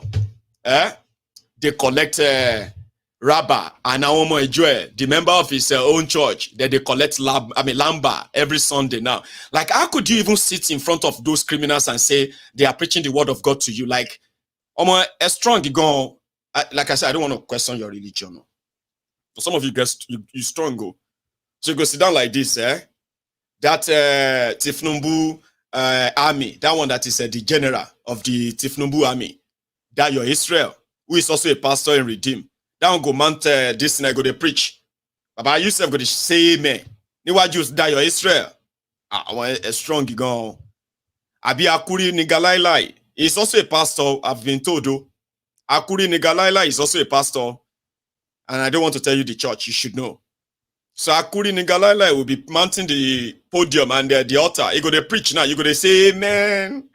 Everlasting Lord. And he go to lead the song and praise. And yourself go there. You go to say, oh Jesus, Jesus. Niwaju Akuri Nigalailai. Abi Pastor Femi Oponu Adeshino. You know, Femi Oponu Adeshino is also a pastor. They go sit down and they preach. Yourself go sit down there. They go say, open Leviticus African Wahala, chapter 6 and 7. And yourself go open up. Go they read them in front of those guys. I'm strong, you go. Faith, you're strong, you go. And I'm never going to judge you. I don't want to call you names, but you know what I'm trying to say. Like, this bunch of trashy, born liars who actually have no idea that their actions actually have consequences. But there they are. They are still your pastor, unfortunately. So yeah, I was talking about, you know the reality you live in, but you can follow them to shout, he built Lagos, he built this. They built nothing. They built nothing. And you have no idea what they have done to you. And I hope you do. I do hope you do. But going forward, somebody should tell the Pastor Tunde Bakarun. Now you see Pastor Tunde Bakarun, who is also a double speaker charlatan to some extent, yeah? Pastor Tunde Bakarun be like Barrister Femi Falana. You know, sometimes if you listen to Femi Falana, you go to say he's a senior advocate of a nuisance as well. He's a double speak. He always double speak. He's somebody that sometimes when everybody go this way, he go this way. You go the wonder, say, wait till they worry this man. And sometimes when he actually come out and he says something, you say, yeah, that's a Barrister Falana. Like I know, you know. But that doesn't diminish his defense of those that the government is persecuting. No, I have to give that to him. I'm just saying, okay, there are people that when they make a public comment on the government decision, just feel like, Shorima Ipesha, you know that kind of thing. You go sometimes you say it to yourself, Shorili Ipesha. Remember Confessor Wole Soyinka? Like somebody like Confessor Wole Soyinka, for example, that you respect a lot. You can't say it in public that surely Baba iti wa gba someone about gba cement ni.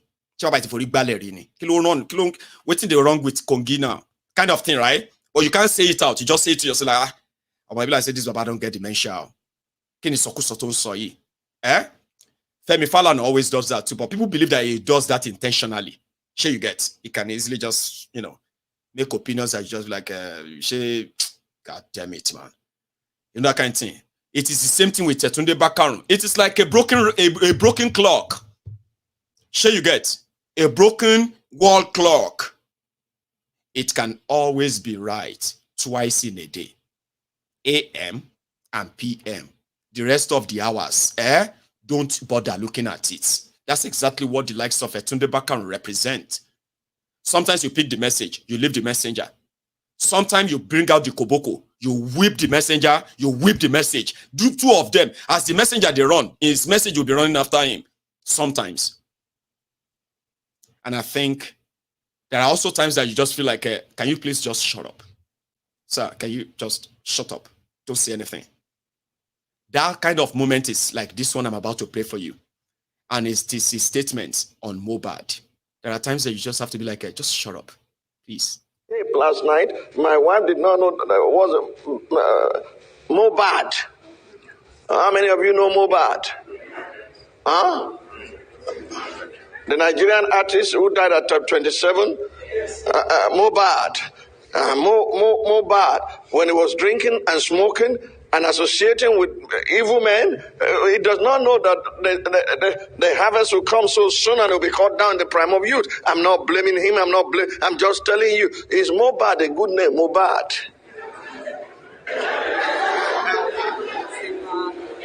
There was a young. What's going on, Christian? What's going on, Christian? That's exactly what the fans of Mohbad will feel like. Pastor, what's happening? Pastor, what do we do you now? Pastor, Pastor, my light in you. You know that kind of thing. Like, Pastor, what happen now? Sometimes they keep quiet now. I can keep quiet. I can pretend people they pay, you know. Sometimes, I do it too. Sometimes I just keep quiet. Sometimes. Anyway, I think we have come to the end of my own part of the presentation. So maybe we should take calls now, because I know a lot of you would like to react to everything I have said, and that will be a pleasure. But I'm going to go make myself another cup of tea, as usual, a fresh one, that will then serve me for the next hour. So you do me one favor, all right? We are currently over 3,000 of us on YouTube, which is great. Thank you. So you too can take a moment or take a break. Leave that comment section, okay? Like the broadcast. Subscribe to my channel. To all of you newcomers who just recently subscribed to my channel, thanks for staying back, okay? I hope I am still saying things that will keep you here, but it's not always going to be like that. The best way to enjoy MaiyegunsDiary Politico is not to have anything to do with any of these criminals in Nigeria. Try not to, okay? You will enjoy my platform very well. But if you get feelings for any of these rogues, one day I go talk about your own rogue. The Maiyegun that you love. I love this guy. Oh, this guy is so good. Oh, this guy, I like this guy. It's so... One day, if you be the turn of the person where you say no one may anybody talk about, if he be your pastor, if he be your bishop, if he be your son, if he be anybody, but you need to get used to it anyway. Don't worry. We will all be fine. Don't go anywhere. Pick up the phone if you want to be part of this, okay? But it's going to be for the next, it's going to be after the next 2-3 minutes, okay? I will be back.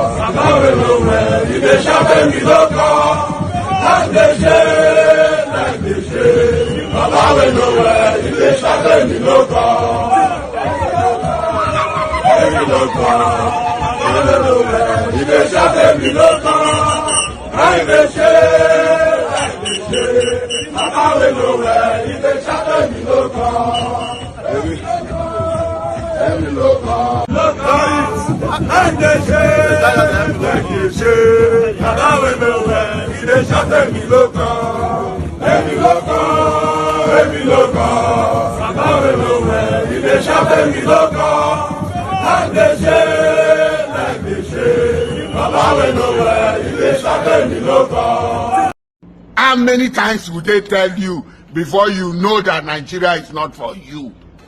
Ah! Man, they never leave you. They have left you behind. Photo, not be juju be that. Sorry, oh. May God not allow them, may them kill you. Hello there. Hello, Maiyegun General. Yes, sir. How are you? I'm doing fantastic. This is Is that you? Yes, sir. No, yes, I sir. tell. Like, yeah, Maiyegun. Let me go straight to the point.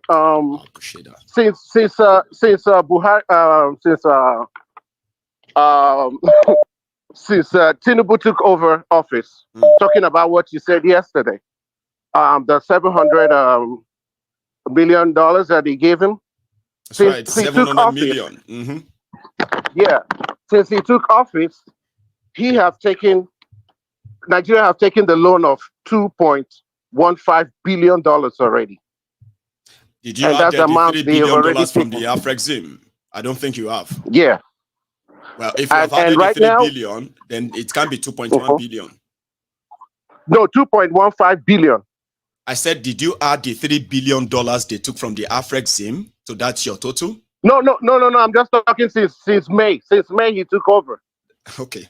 I'll let you continue. You still don't get it. What I'm saying is that if your estimate says 2.1 billion, that means you haven't added the 3 billion they took in August, which was last month. Oh, yeah. So if you added that, then you won't have 2.1 billion. But go on with that explanation. I want to hear that. Okay, so that's leaving like $400 billion. That's 35% of our GDP. And if you're looking at it, they're not investing in any project that will generate economic growth. No. And the last one they're taking, they say it's for the girls. The girls going to school. Adolescent girls' education. Yeah. And that doesn't even Nigeria. The ships come to Nigeria, and they bring we import. We don't export anything. That's right. And the ships they go back empty. So the export relative to import through creativity, not borrowing. You know. So if we want to encourage our currency to our economy to grow, we should think about the export relative to import through creativity, not through borrowing. That's right. Increase the value, stop importing fuel so that our foreign exchange production can be a centered economy. So if you're looking at it, they're not producing anything. We're not producing anything. And we're importing almost everything. They are not investing in the production in Nigeria, production industries and all of that. They are not investing in them. They are more interested in building, awarding contract for road, awarding contract for this building, that one, and they will say we are working. No. And another thing I want to say, Maiyegun, I was thinking that Nigeria have the federal government, the state government, and the local government. Why is it that APC, there's nothing like local government elections anymore? I keep asking myself that question. Even in Anambra State, for example, there's no local government election. They're just taking over the states by themselves. That's right. They're not creating avenues for the people to have access to government through local government. No. And another thing I want to say, there's this person that wrote a book. I think the person's name is Sola Akinyemi. And he wrote a book saying that the Igbos fought with the Yorubas. And I remember there is no time, you always say that in our history, that Igbos fought the Yorubas. Never. And I did my research and I found out that the people that the person mistake it for was Ubo in Ileje Kingdom. I know. What is now in Ondo State. That's right. Ubo, UDBO, is not Igbo. Ubo, and there's no way the pronunciation is, see, the pronunciation is Ubo people. It's not even Ubo that will sound like an Igbo. No, it's Ubo people. From Ondo State. Yeah. And see what these people are doing. This Yekini right now, and they're sending these books to the young children to read. That's right. They're trying to keep separating us. I mean, we shouldn't be falling into their trap. We should be calling their crap. Most of them are deliberate. When they keep, sure you get, and that is why programs like this are to remind everybody that nothing happened by accident in a system that is programmed to be exactly what it is. So if you see something, say it. Don't believe that it happened by accident. No, nothing happened. You see this story you are talking about. Let me elaborate a bit for our listeners so they will understand too, right? Now, there is this primary school textbook, and it's probably about history, something for the primary school kids. Now, in that history book, right, they were talking about Irohins, the Nigeria Irohins, which happened to be, they now mentioned what do you call it, Moremi of Ife. So they now said in that, they said that the story was about when the people of Ugbo will come and invade Ile-Ife. So then Moremi rose and gathered women and resisted them and fought them. You see this publisher for a national book that they are going to give to children all over Nigeria, or they give to children all over Nigeria. Akinyemi, like you mentioned his name, the publisher, decided to now put, instead of Ugbo, he now put Igbo people used to invade Ile-Ife. And initially people thought it was a typographical error, a very grave error. The guy came out, you know what he said? He said he Googled it. He saw it on Google. That's what he copied to even make it worse. This story you are sharing right now, Zeus. But nothing happened by accident. Not by accident. Yeah, they're trying to divide us by all means. That's right. And again, my last note now is I just want to say happy birthday to Mazi Nnamdi Kanu. Today is his birthday. They're trying to shut down today is his birthday. That's right. So they're trying to shut any of us that are trying to speak against the evil system that they're operating. So I'm just wishing him happy birthday. Maiyegun, have a wonderful day. Thank you very much. You too, Zeus. Thank you so much for that. Let's all give our shout out. I saw that earlier today, and I was trying to kind of pick it enough that I could do something on it. But I'm glad that Zeus just mentioned that. Okay, so yeah, happy birthday to the man that Nigeria is at crossroad with. They have no idea of what to do with him. They can't kill him, but they don't want him to go. We'll continue, right, to demand for his unconditional release from these illegitimate criminals lording it over all of us. So yeah, happy birthday to Mazi Nnamdi Kanu. Hello there. Maiyegun General. You know who is calling? Well, I could guess, but I don't think I'm going to guess right. You have to help me, sir. Because that number is from me now. No, now it's me, Kenneth. You see, how could you be calling me with +234 and you are asking me to guess? Right. That's so unfair, right? I know, right? I know. My apologies. My apologies. I'm sorry. You know how I always know that, I'm not like kind of person who has this special whatever, but I have my way of recognizing some people and I'll say, oh, that's you. Is that you?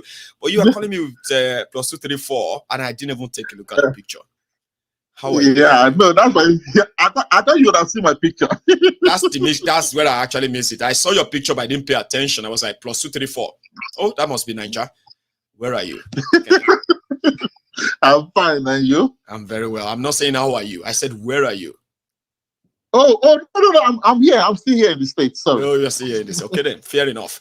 So, yeah, Ken, please. Okay, so very good. Like what you were saying earlier, I mean about the exchange rate, the dollar to naira. I mean, even myself, I'm literally like, I'm weeping, I'm crying, like, dollar is in the 1,000 now. This is not good, Maiyegun. This is terrible. This is not good, because the way it is now, there is no way. You know, you predicted it, Maiyegun. Many of you show that. The way the whole thing is going, as long as Nigerians are not doing, the government of Nigeria are not doing what they're supposed to do, they are consuming more, they are borrowing more on top of what they have already borrowed. There is no project in terms of whereby they are generating anything to more or less like anything you are generating, you are manufacturing, you are selling out there. No real production. They are not investing in any production. They just thought that they could take money here and say, we are constructing that road, we are constructing that train, we are doing this and that. And that is it. Government is working. Or the entire country is almost jobless. And they were falsifying figures, saying, you know, we are now fully employed. I will solve it. But if in fact, as I'm even talking to you now, every naira I get in terms of all the businesses I do in Nigeria now, I just leave it there. I don't even bother about sending in any dollar or anything per dollar or pound sterling to any of the accounts I have in Nigeria, because I realize that what is the point of keeping that money there when the naira itself is already in the toilet, is still going down the drain, and it keeps going. I can just keep my forest. Why their naira go down the toilet, you know? Because I don't understand. What is the point of me sending it when they are not even doing anything to make any sense? The truth of the matter, Maiyegun, here is this. Finally, is that the way it is going now, I mean, it's really just a matter of time that the naira itself would just look like a toilet roll. It really doesn't even make any sense. You know? These people they say they are intellectual. They are intellectuals.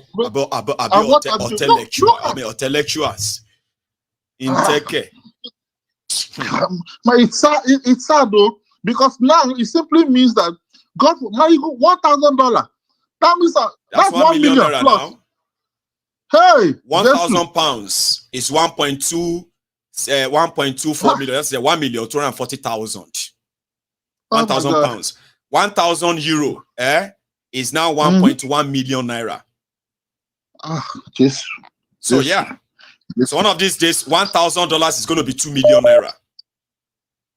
And that will be 2,000 naira to dollar by the time they finish their 8 years. This one, so if they're no chase, they're not going to come out. Pressure don't do. Pressure. Pressure. Thank you, Maiyegun, for picking my. Thank you. Thank you so much, Ken. Okay. Have a wonderful one there. I have another caller on the line here. Hello. Hello, good evening, sir. Good evening to you too. How are you, sir? I'm good, Maiyegun. It's been like 2 weeks or 1 month now. I've called you online. Right. And do you want to tell me your name, or we should just leave that? Yeah, I'm calling for the federal capital. Oh, my man, from the FCT. Now you don't even have to say much. I know you know. Yeah, go for it. How are you? How is FCT tonight? Maiyegun. It's fine. Maiyegun. You are my mentor. That's only mentor. I only follow your sermon, Sunday sermon. I only follow I call it sermon. All the whole whenever you come up online. Yeah. I give a sermon to me. You know, your whenever you talk to me, you look at me, you're talking to me directly. Everything. You know, I don't call my name. I don't want to mention my name, but then no, it's all right. I mean, you don't have to at this point. Go on. Yeah. Because whenever you're talking, I'm always with you. I treat you to be my mentor. on the first time I started listening to you, Maiyegun, you are my mentor. Thank I'll you, say it like that. Yeah. So You meet someone obtuse. of only Uh-huh. yeah, yes, I could not see yesterday, but I say no problem. That's how it looks like. But then I follow your program always. Your yesterday programs, man, touches me. You speak on certain programs that you did. I follow it up, man. It's like you're in Nigeria. And let me just tell you. Yes, yeah, yesterday program when I followed it around 2 o'clock yesterday, I went on, I listened to you. I say, there you go. You're not in Scotland. You're in Nigeria because Really? Well, you're I kind of always have a lot of people around as well, like that yeah, gist with and share yeah. things with and all of that stuff. So yeah, I'm pretty much like that. I'm in the capital. Yeah, I'm in the capital. But the way you said, your sermon always inspired me. In fact, your yesterday sermon, you know, That's great. it is always real. That is great, It bro. is always real. Thank Yeah, you. because Thank you.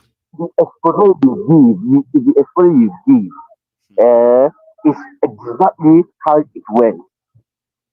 I don't know where you get your just like when I was listening to when you was making his program, I followed him up. Whenever you there's one thing that Namikano made that I followed up. He said that his expose will never Intel, even Nigeria Intel will never get it right. His Intel was always perfect and I took it and I followed him up just the way you just said it. Yeah. Whenever you said whenever I don't know how you get your intel, but your intel is always right, 100%. Your intel was always That's 100%. reassuring, I would say. Thanks so much, Baba. Yeah.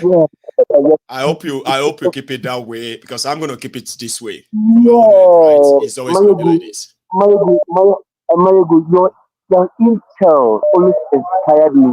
So when I go, I make my fact check. Even when you talk about PW, what you said about PW was true. You said that PW says what what made the politician got mad is that go and fact check, go and check my record. Yes. That alone makes them that alone make them angry. That alone was this guy always looks so sense to Nigerians. It always his political career was always sense. And I've made my inquiry and I'll make my fact check.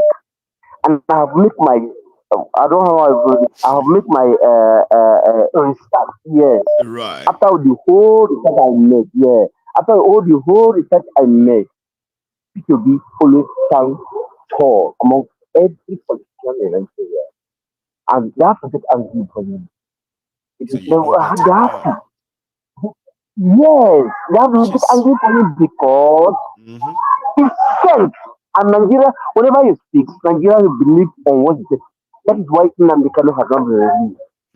Because he has always made his speech. He has always made his program. Whenever you go and participate, you find that whatever Nnamdi Kanu said is true. That's right. That was It's the not reason hard why to, Baba. even Anyway, this government, yeah, thank you so even much. this call, that is why always call is they have not want to release him.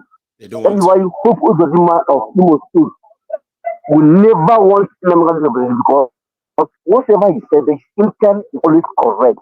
Just the way you, Mayegun, Maiyegun, don't want to have that. They want people like us yes, completely Maiyegun. shut down, but well, they still haven't succeeded Yes, yet. Maiyegun, let me tell you something. Let me just tell you one thing. You, I know, I have been following everything you say. You know that even in Arise TV, even in Channel TV, in ITM, was it IT or what is it called? The station. And the rest of them like that, TVC, ITM. Yeah, I have like that. Whatever I always get the information first from you before I got it from them. Your information, your yesterday program. Thank you so much. You know what, right? Because of our time, right? More take extra. Let me just make this. It's really good talking to you again, right? Your yesterday program was today I was telling in Arise TV. You have already given the information first. So when I heard it from Arise TV this morning, it was like, oh, I've already said. Anyway, let me take another one because of our time. You're listening. Okay. Hello there. Yeah, Baba Maiyegun. Baba, how you doing? Good evening, sir. I did fine. This is I'm the first caller on your show. Oh, are you saying? Tell me. So you are the first time caller tonight? Yes, sir. Right. We have a review, right? We just do like that. Oh, welcome to you are welcome to the temple as you've registered your voice. In fact, my name is G.O. I like to abbreviate my name G.O. Did you say G.O. or T.O.? G.O. G.O. G.O. Right. Yeah, my brother.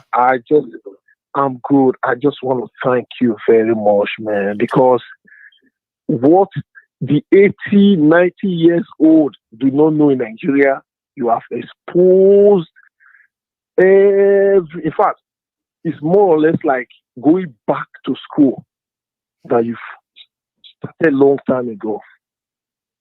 When I started following your show, it really opened my eyes to the inner secrets of what is going on in Nigeria. I'm telling you. In fact, your show makes it look as if we are back. It makes it so lively, and you don't feel lonely at all listening to your show at all. So I could keep you glued to your seat, and then you would just be there like, no, man, I'm not bored. So my show is not boring, practically saying, right? In fact, yes, you don't need to be around friends. Just go to YouTube and just listen to your show. It's mind blowing. That sounds encouraging then. Thank you. It's mind blowing. A lot of everything I would like to call you a prophet, Prophet Maiyegun. All that you have said from before the election, months ago, how everything will go has actually come to play like it's like you wrote a script of a movie, just playing in the eyes of Nigerians. So you were sitting down there and hoping and waiting like, oh, he said this, I'm going to see how that's going to go.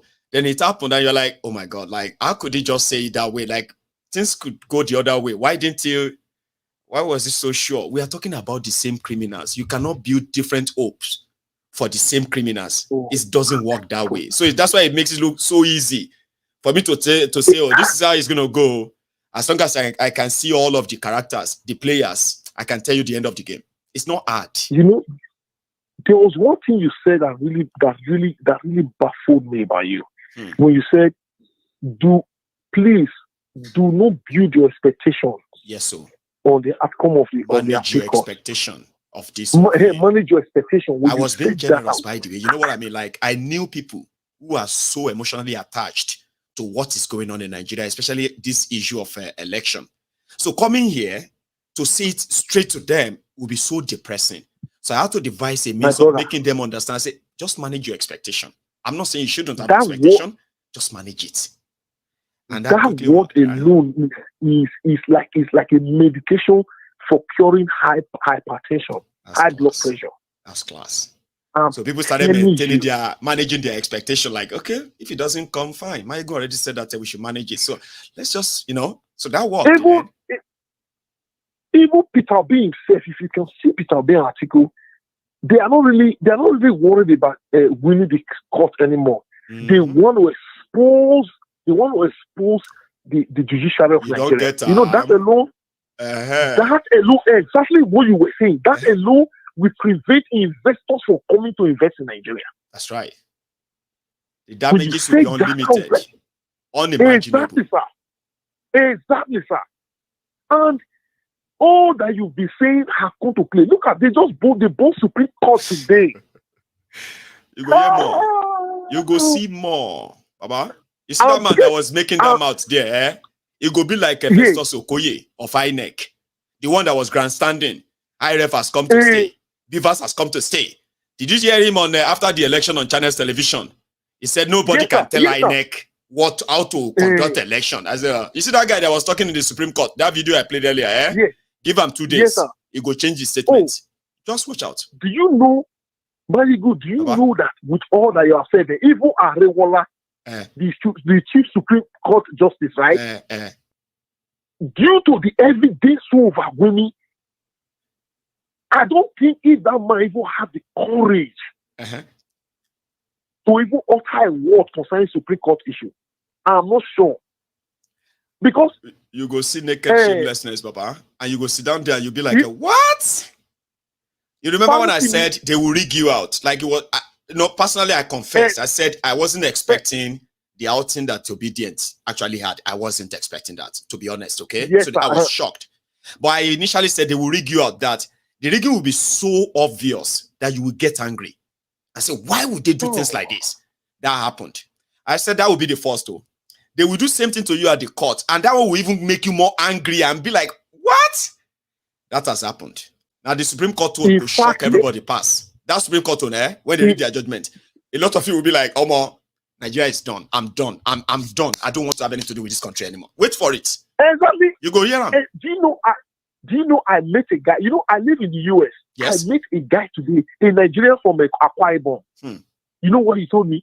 I was trying to do you hear what is happening back home? He said, no, he doesn't even want to. Exactly what you said about Nigerians. That's right. I was like, Jesus. Yes. I was like, Maiyegun, did you come on?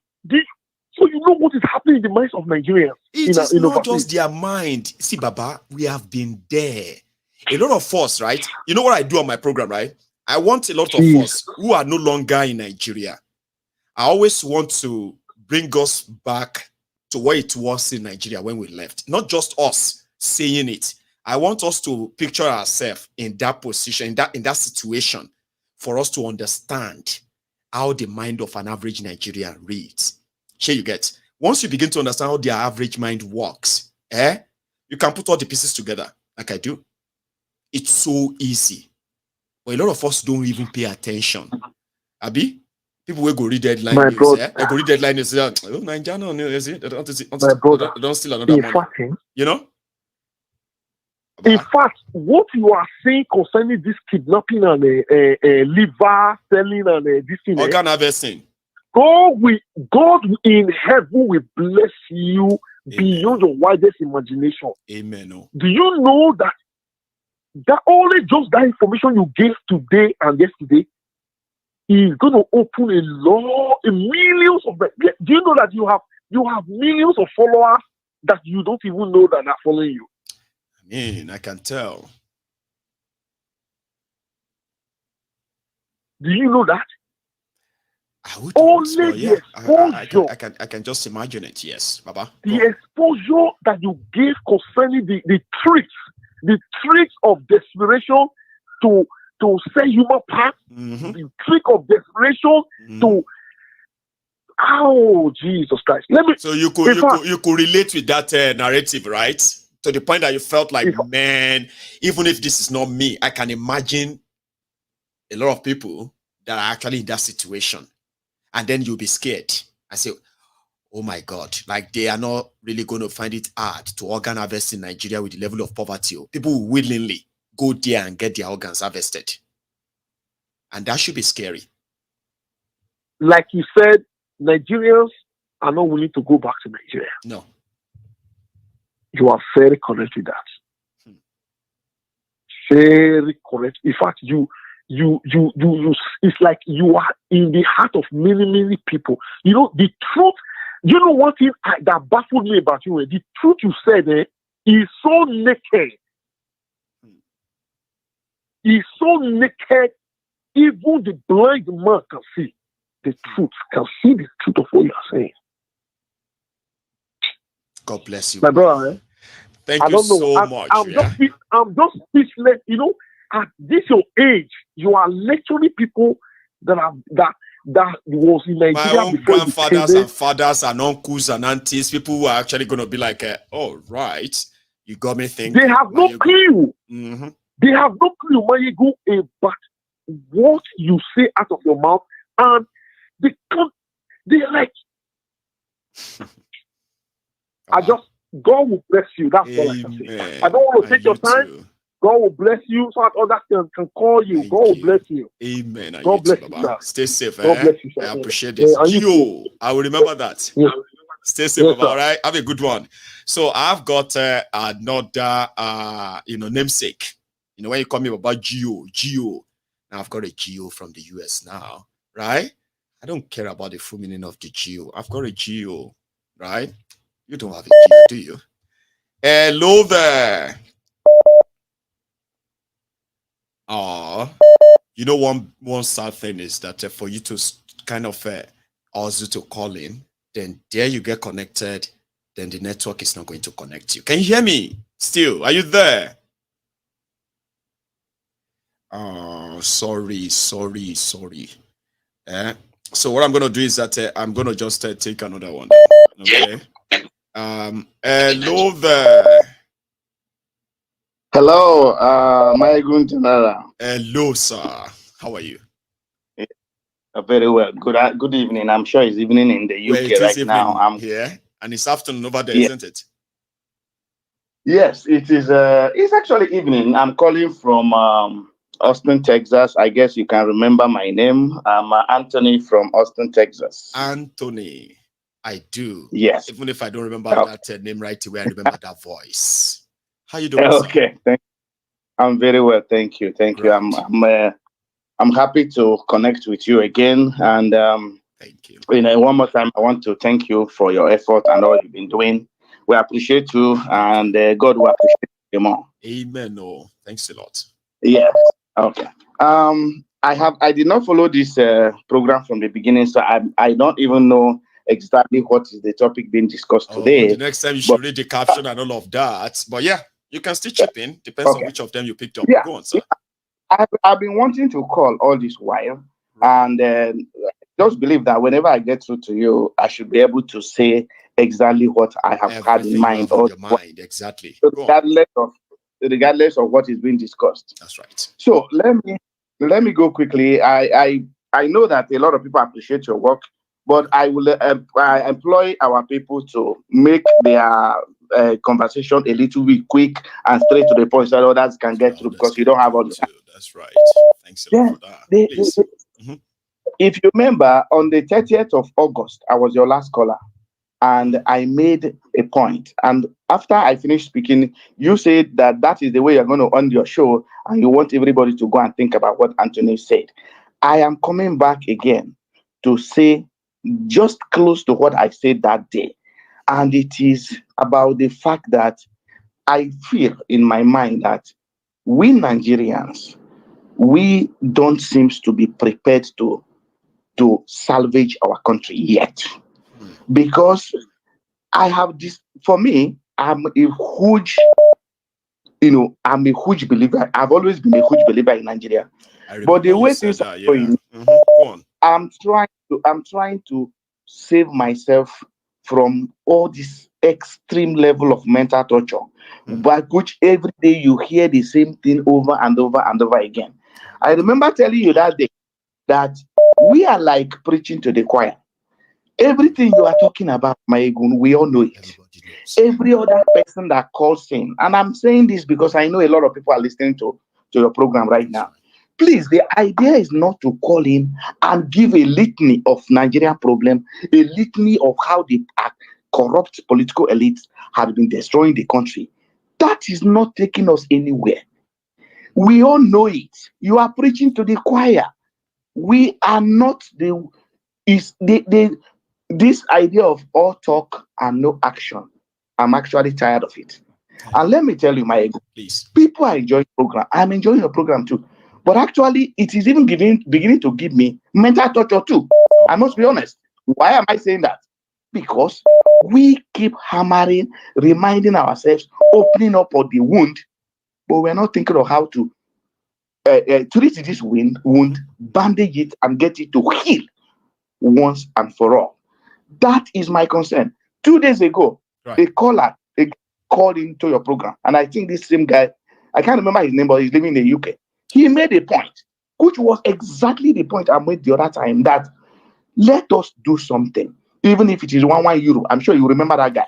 Let us get ourselves together. He said that he up to 20,000 people are following your program. I don't know, from my screen, I'm seeing that about 2,700 people are listening right now.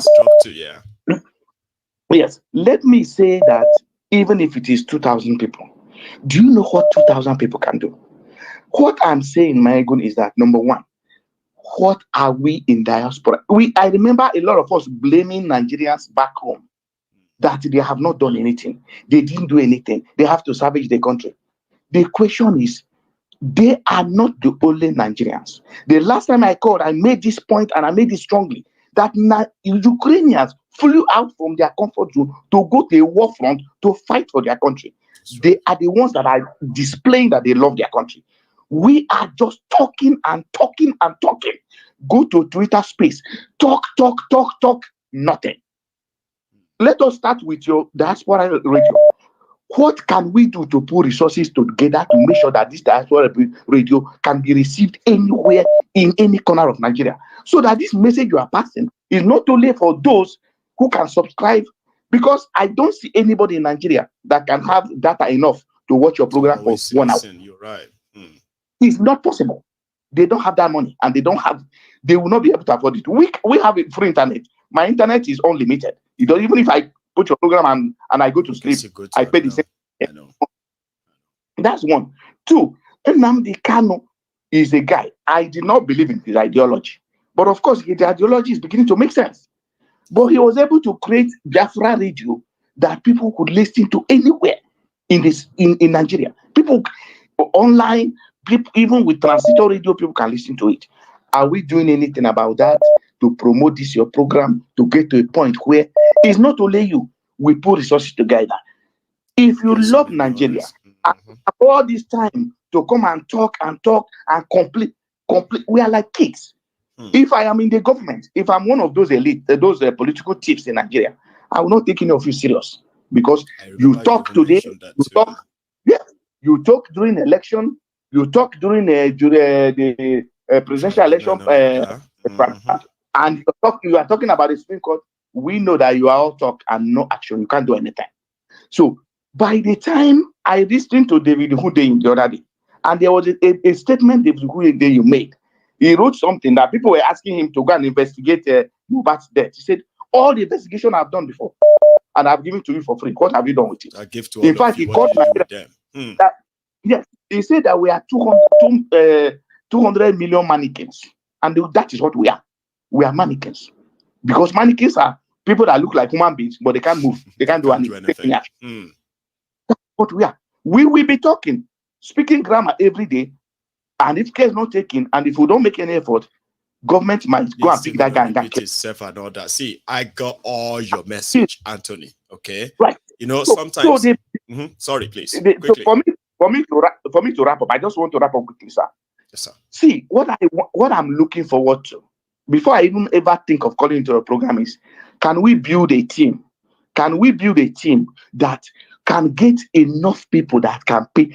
I'm willing to, even if it's $1,000, if I think I love Nigeria, to build a team that these people are complaining that the political guys in Nigeria, they are not doing anything. They come abroad and they stay freely and go, and we don't do anything.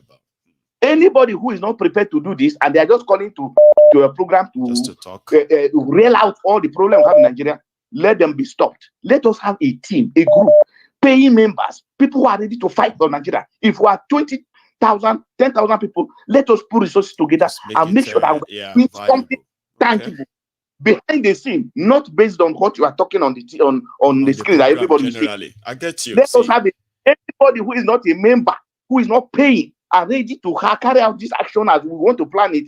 If the person calls, you don't ask the person's name, go check it. If it's not there, you should not talk to you. It should not come and say much. Okay. I'm tired of all those Sir Anthony, you see, your idea is always noble. But yeah, I'll say something on that while you listen, okay? Before I take my next step. But it's so noble of you to still pretty much push that line of argument. It is true that sometimes when it is time for actions, our people, sort of don't turn up the way it should. See, me, I've had experience of working with people on different, on different sort of goals, okay? And when it comes to part of money, there is some darkest side of recruiting and fundraising that over time, I've kind of learned, and it is so dark that it can be very disappointing. There is something called consistency. Okay, so it simply means that when you have something you are doing, for example, you can say, because I was thinking about it the other day, and I was like, what can it be called? Nigerian Lives Matters, Nigeria Resist, or anything that is more kind of should it be revolutionary? Should it be something? Whatever is it going to be called? Then when you remember the framework of Nigeria, idea of how to fight and then end something you don't like politically is easily, or should I say, it's easily sold to most of us from the southern Nigeria. Okay, so we can easily buy into them.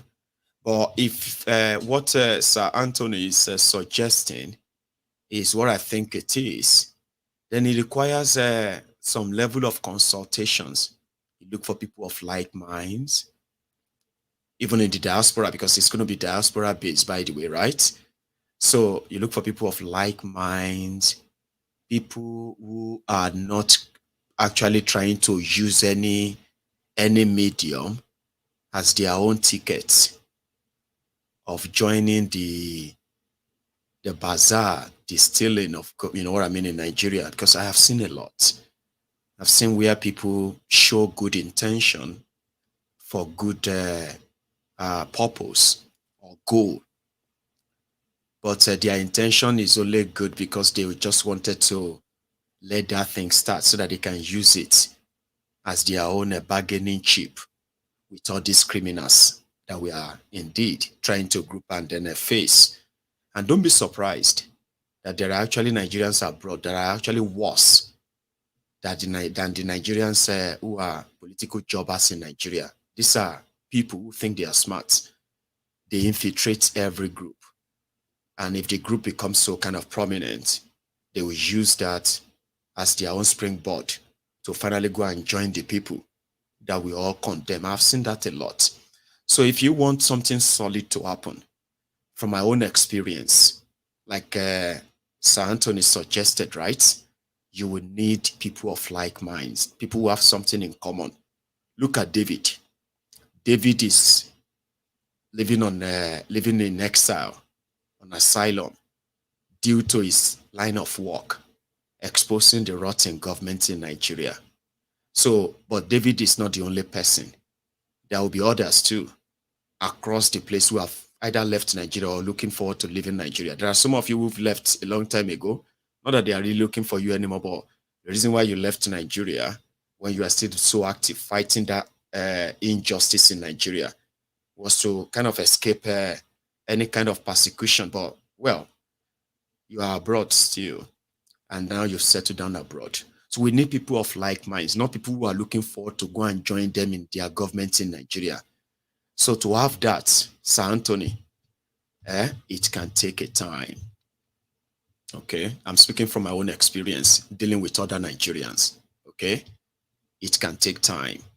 But one thing is this: there are people who are ready. I agree with you. Just know that there are actually people who are ready. They just want a coordinated, organized kind of arrangement whereby they can say we have leadership.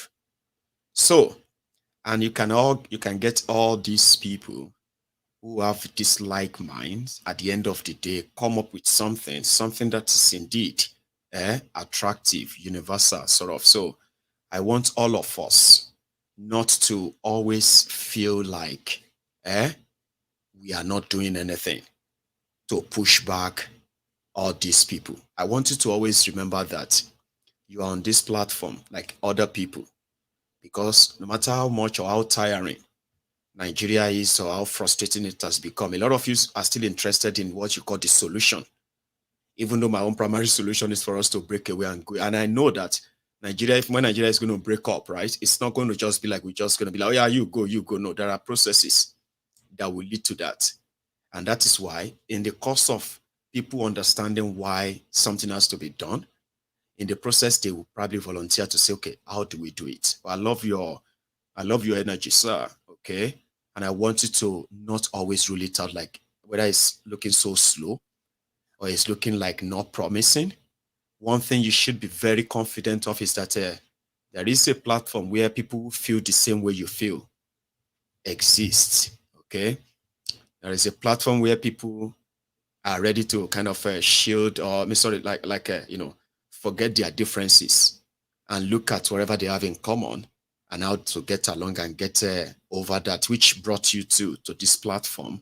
So I always want you to remember that it is so valuable that you can start a conversation along your belief, and then you will see a lot of people who have similar belief like you, similar kind of line of thoughts. And then you begin to feel like this is a community. And I bet that's one of the reasons why you said we should utilize it now, build on it now, so that it won't be just talk. Don't see it that way. All right? Don't see it as talk. See it as a form of a journey of discovery. You will see a lot of people of like minds that will eventually form the resistance group that everybody will feel cool to associate with. Sir Anthony, don't ever give up on what you actually believe in, how you want it to be. It can happen. My primary philosophy in life at the time was that, if I can think something, then I can do it. So if we have more of Sir Anthony who are ready to fund and support a real movement that can stand the test of time, okay? And you won't be the only person who have actually spoken about that. I have a member of my own union who personally said, this is it.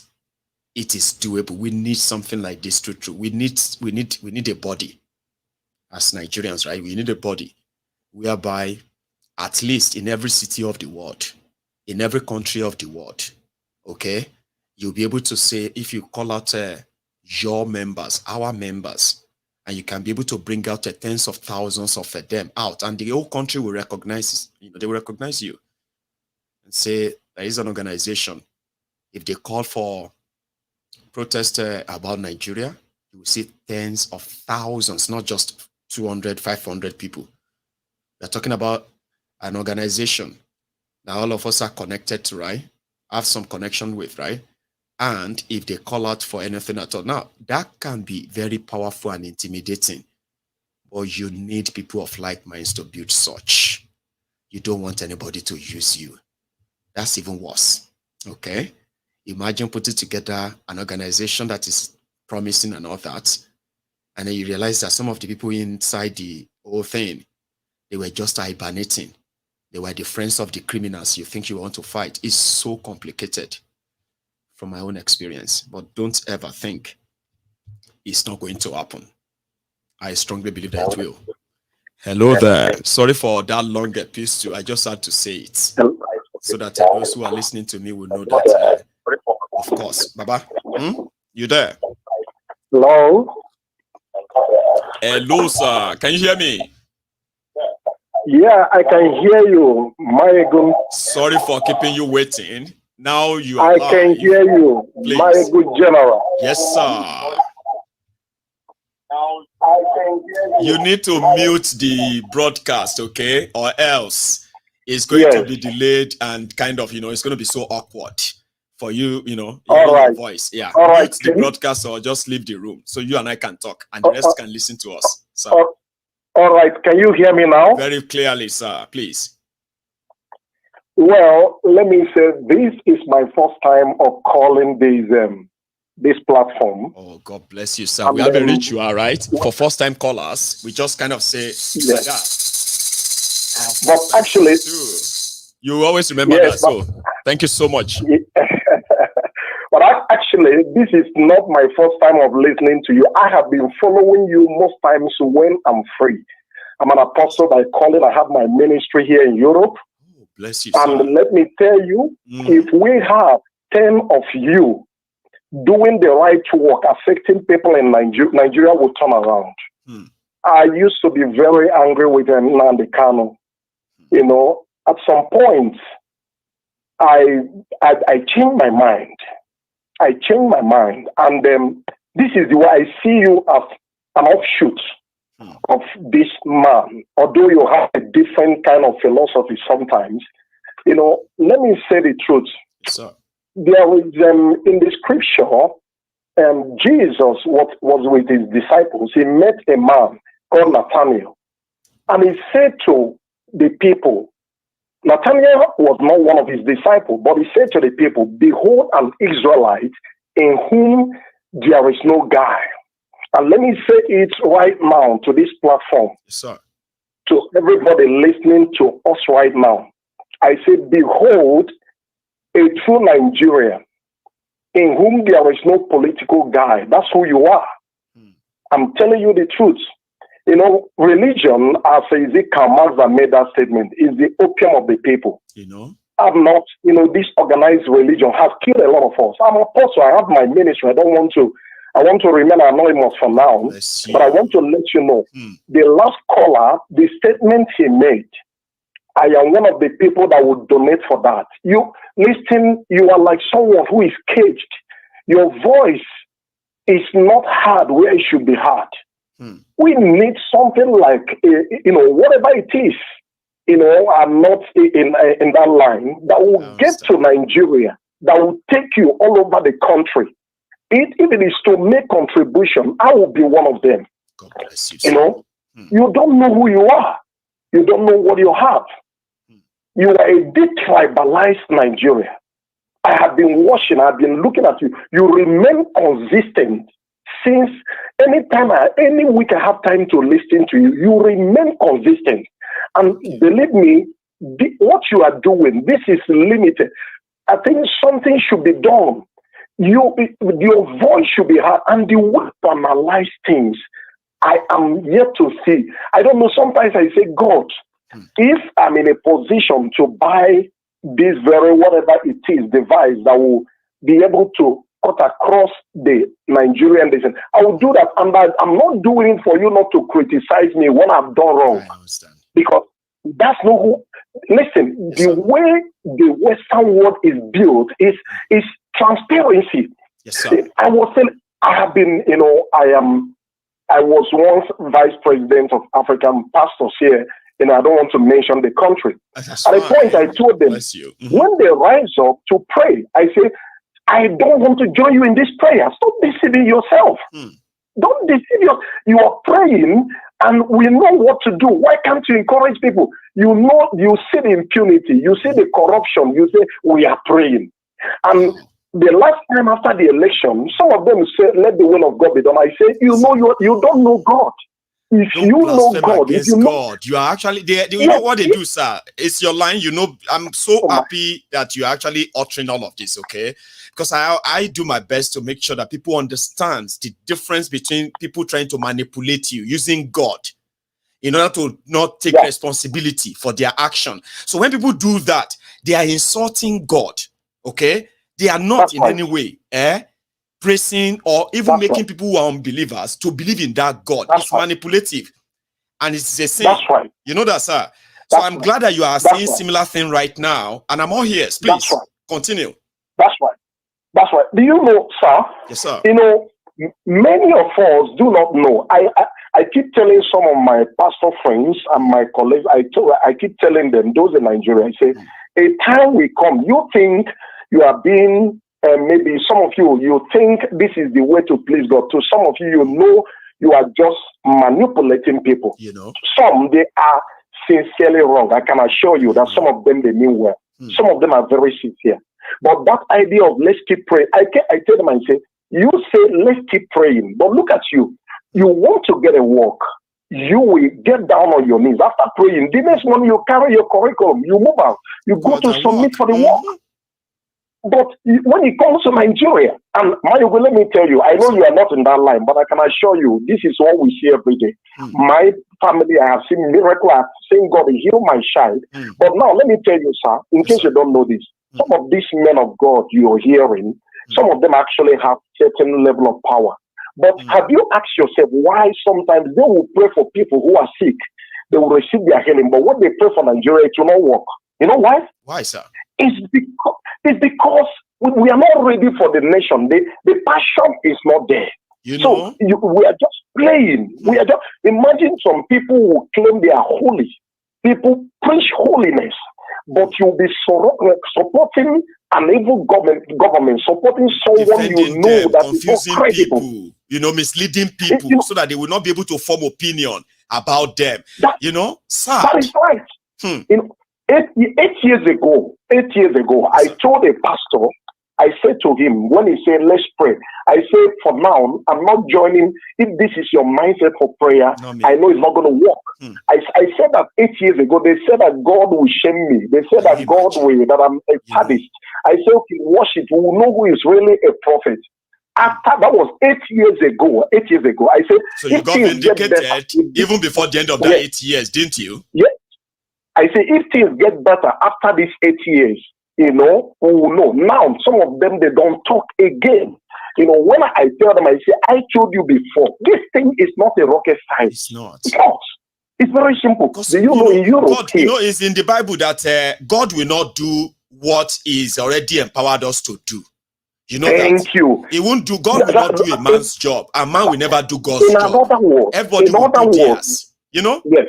God is waiting for us to do what we are waiting for God to do. You know? That's what sometimes He waits for us to do what we are waiting for Him to do. Here in the Western world, when the government messes up, when the government manipulates rig election, I can assure you, the evangelicals or even the Catholics, like some in Rome, in Italy, in Spain, you know, they will pray like 10 minutes, but they will come out and mash out, call their members, mash out. Protest everywhere. In Nigeria, they will fast for 7 days, dry fasting. Nobody will mash out. What? Why are we deceiving ourselves? You know, we're not ready to build a nation. So, in cutting this thing short, I am just saying something. I am ready. Anyhow we can promote and project, anyhow we can make this voice I'm hearing to be heard all over Nigeria. This Maiyegun, this man is very honest. Forget about someone, maybe he's not acting religiously, but I can tell you that this man is a voice that God has chosen for the country. Some of you don't know this. Forget about your tribal sentiment.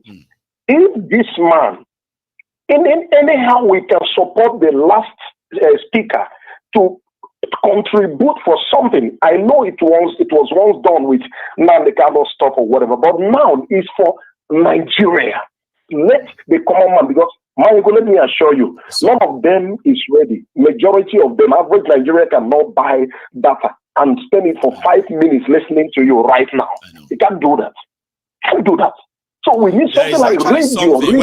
When my last caller was talking about diaspora radio, something popped up in our. We are having this kind of a leadership meeting with the union I belong to just yesterday on Sunday, and I was like, hang on, I could actually have somebody develop the app whereby you don't need data to listen to my voice. Once you download the app, all you have to make sure of is that when you want to listen without data, you should just go to the recorded or the replay of anything I say. And I was like, I could do that, even though it's quite cost effective to build and all of that. But that could actually be something instead of going to the radio, this radio, that a lot of people have their phones in Nigeria. And now that somebody mentioned it again tonight, I think I'm going to go bring that up and I'm going to push that to everybody to let everybody know what I need. Please, get that done. Put it out, whatever be the cost, let us know. It is going to be very cheaper than expected. Don't be bothered. Let's whatever be the price, God will bring We can people to start from fund it. there. I know. Thank you so much. At least what I'm telling you, man, you know that people are following you from behind. Without you know, you have followers. Thank you so much, Maiyegun. God bless you for this, and I appreciate you. So keep it there, and then don't ever stop calling in, okay? I think I need people like you to also help me address a certain part of my own audience to know that when I speak about these people who are using name of God to deceive people, I am not targeting anybody's faith, anybody's religion. These guys are using that to hoodwink you, and I'm not going to look away. So when I have people like you on, it makes it easier, okay? So thank you so much for that. It's all right. And should have a good one, sir. I will. Good night. Now, again, he is going to be my own last caller. Olori, you know you can't stop watching me. I know how it can be sometimes, right? That it is pointless. It is hopeless. And Nigeria is never going to give us something to actually be like, okay, yeah, let's see how it's going to be, yeah? But nevertheless, even watching me helps you to understand why or how you undo your disappointment and the rest of that with Nigeria. It does help. You know you can't stop watching me, right? So, and eventually we are going to have something that's going to share us up, all of us up, more than what it is right now. There's going to be a time that we're actually going to be fighting back better than what you can imagine. People are ready. They need direction, of course. And at the same time, they need consistency. Consistency is the key. And I am glad that I have that on my own CV. I am very consistent and also contented with the help and support of a lot of you who have always been there for me. I can't thank you enough. You know that. So I have no reason but to keep it up. So thank you, and thank you to all of us, okay?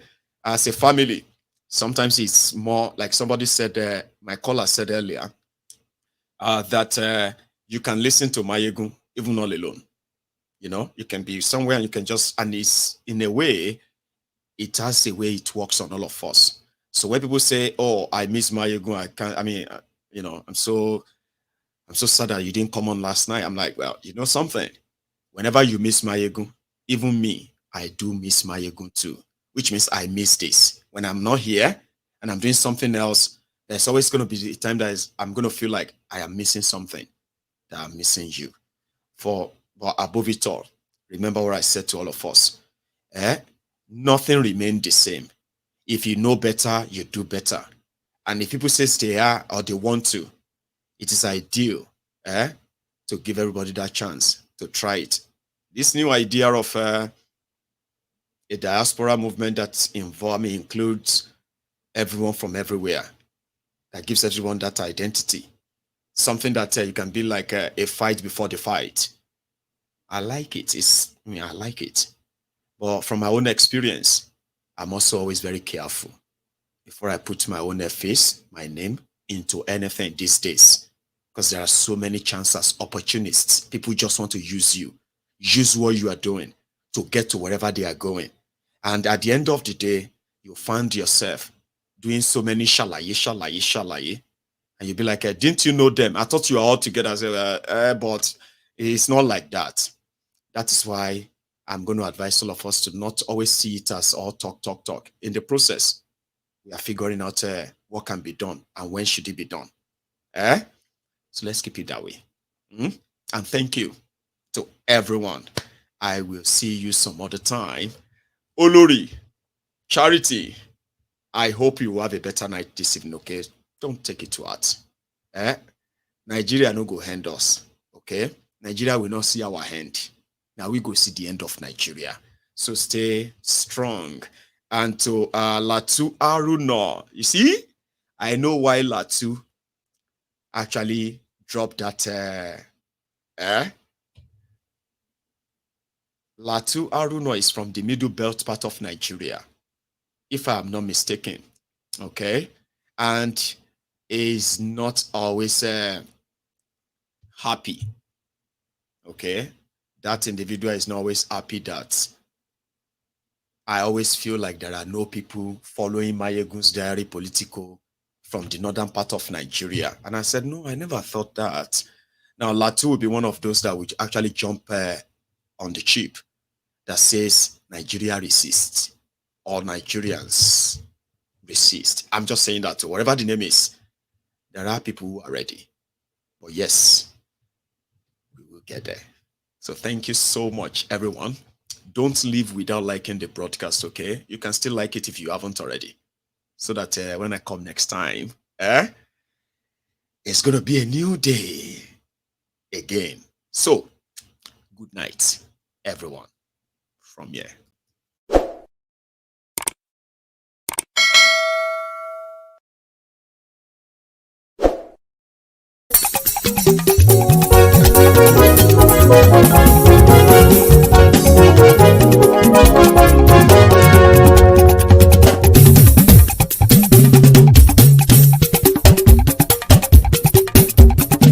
Maiyegun làwa mọ̀ làmọ̀ tó dòdòdò.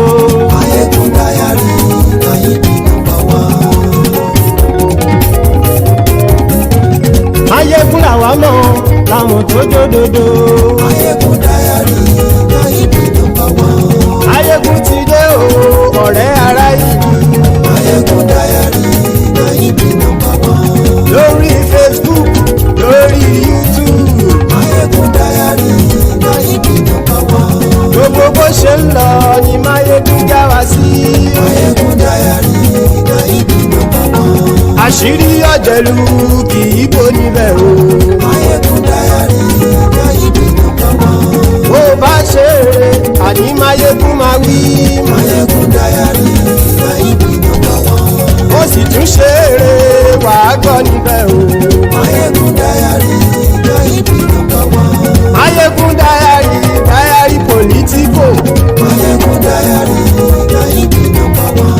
Godfatherism kò sí lọ́rọ̀ Maiyegun. Maiyegun Diary, Maiyegun number one.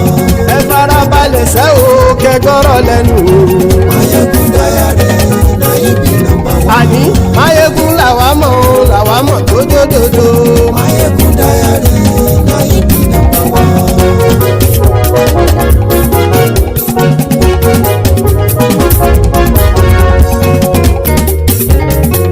Àní ẹ̀sùn rákì. Maiyegun ti dé. Maiyegun ti dé. Ọ̀jẹ̀lú ẹ̀sùn rákì. Maiyegun ti dé. Àní ẹ̀sùn rákì. Maiyegun ti dé. Lórí Facebook. Maiyegun ti dé. Àní ẹ̀sùn rákì. Maiyegun ti dé. Lórí YouTube. Maiyegun ti dé. Àní ẹ̀sùn rákì. Maiyegun ti dé. Bọ́ba bá gbé wúrẹ́. Maiyegun máa wí. Àní ẹ̀sùn rákì. Maiyegun ti dé. Ijó ìgbádìyẹ. Maiyegun máa wí. Àní ẹ̀sùn rákì. Maiyegun ti dé. Pẹ̀sìdó bá rúfin o. Maiyegun máa wí. Àní ẹ̀sùn rákì. Maiyegun ti dé. Kí gómìnà kówó jẹ. Maiyegun máa wí. Àní ẹ̀sùn rákì. Maiyegun ti dé. Ọlọ́pàá ti ń darí bá. Maiyegun máa wí. Àní ẹ̀sùn rákì. Maiyegun ti dé. Aṣòfin tí ń rúfin o. Maiyegun máa wí. Àní ẹ̀sùn rákì. Maiyegun ti dé. Òpùrọ́ olóṣèlú. Maiyegun máa wí. Àní ẹ̀sùn rákì. Maiyegun ti dé. Ọ̀jẹ̀lú ẹ̀sùn rákì. Maiyegun ti dé. Àní ẹ̀sùn rákì. Maiyegun ti dé.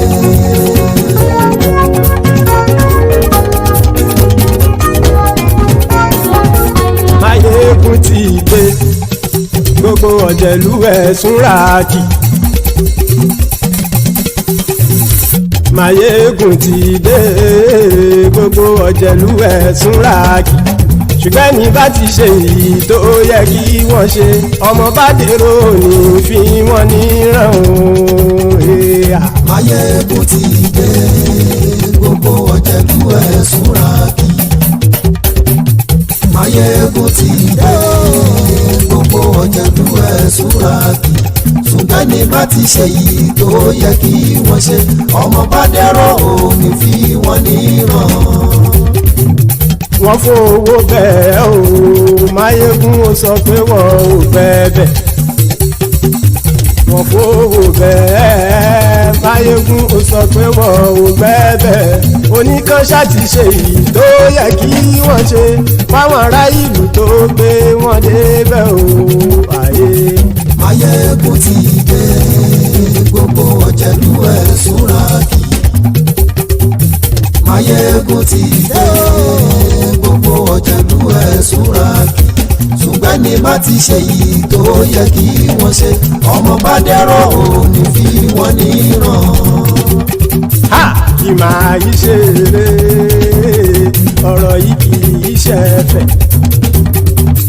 Kì máa yí ṣe eré ọ̀rọ̀ yìí kì í ṣe ẹ̀fẹ̀. Ẹni bá ti lè lẹ́bọ̀ lẹ́rù o ọmọ bá dèrò kàṣàyè tú wọn.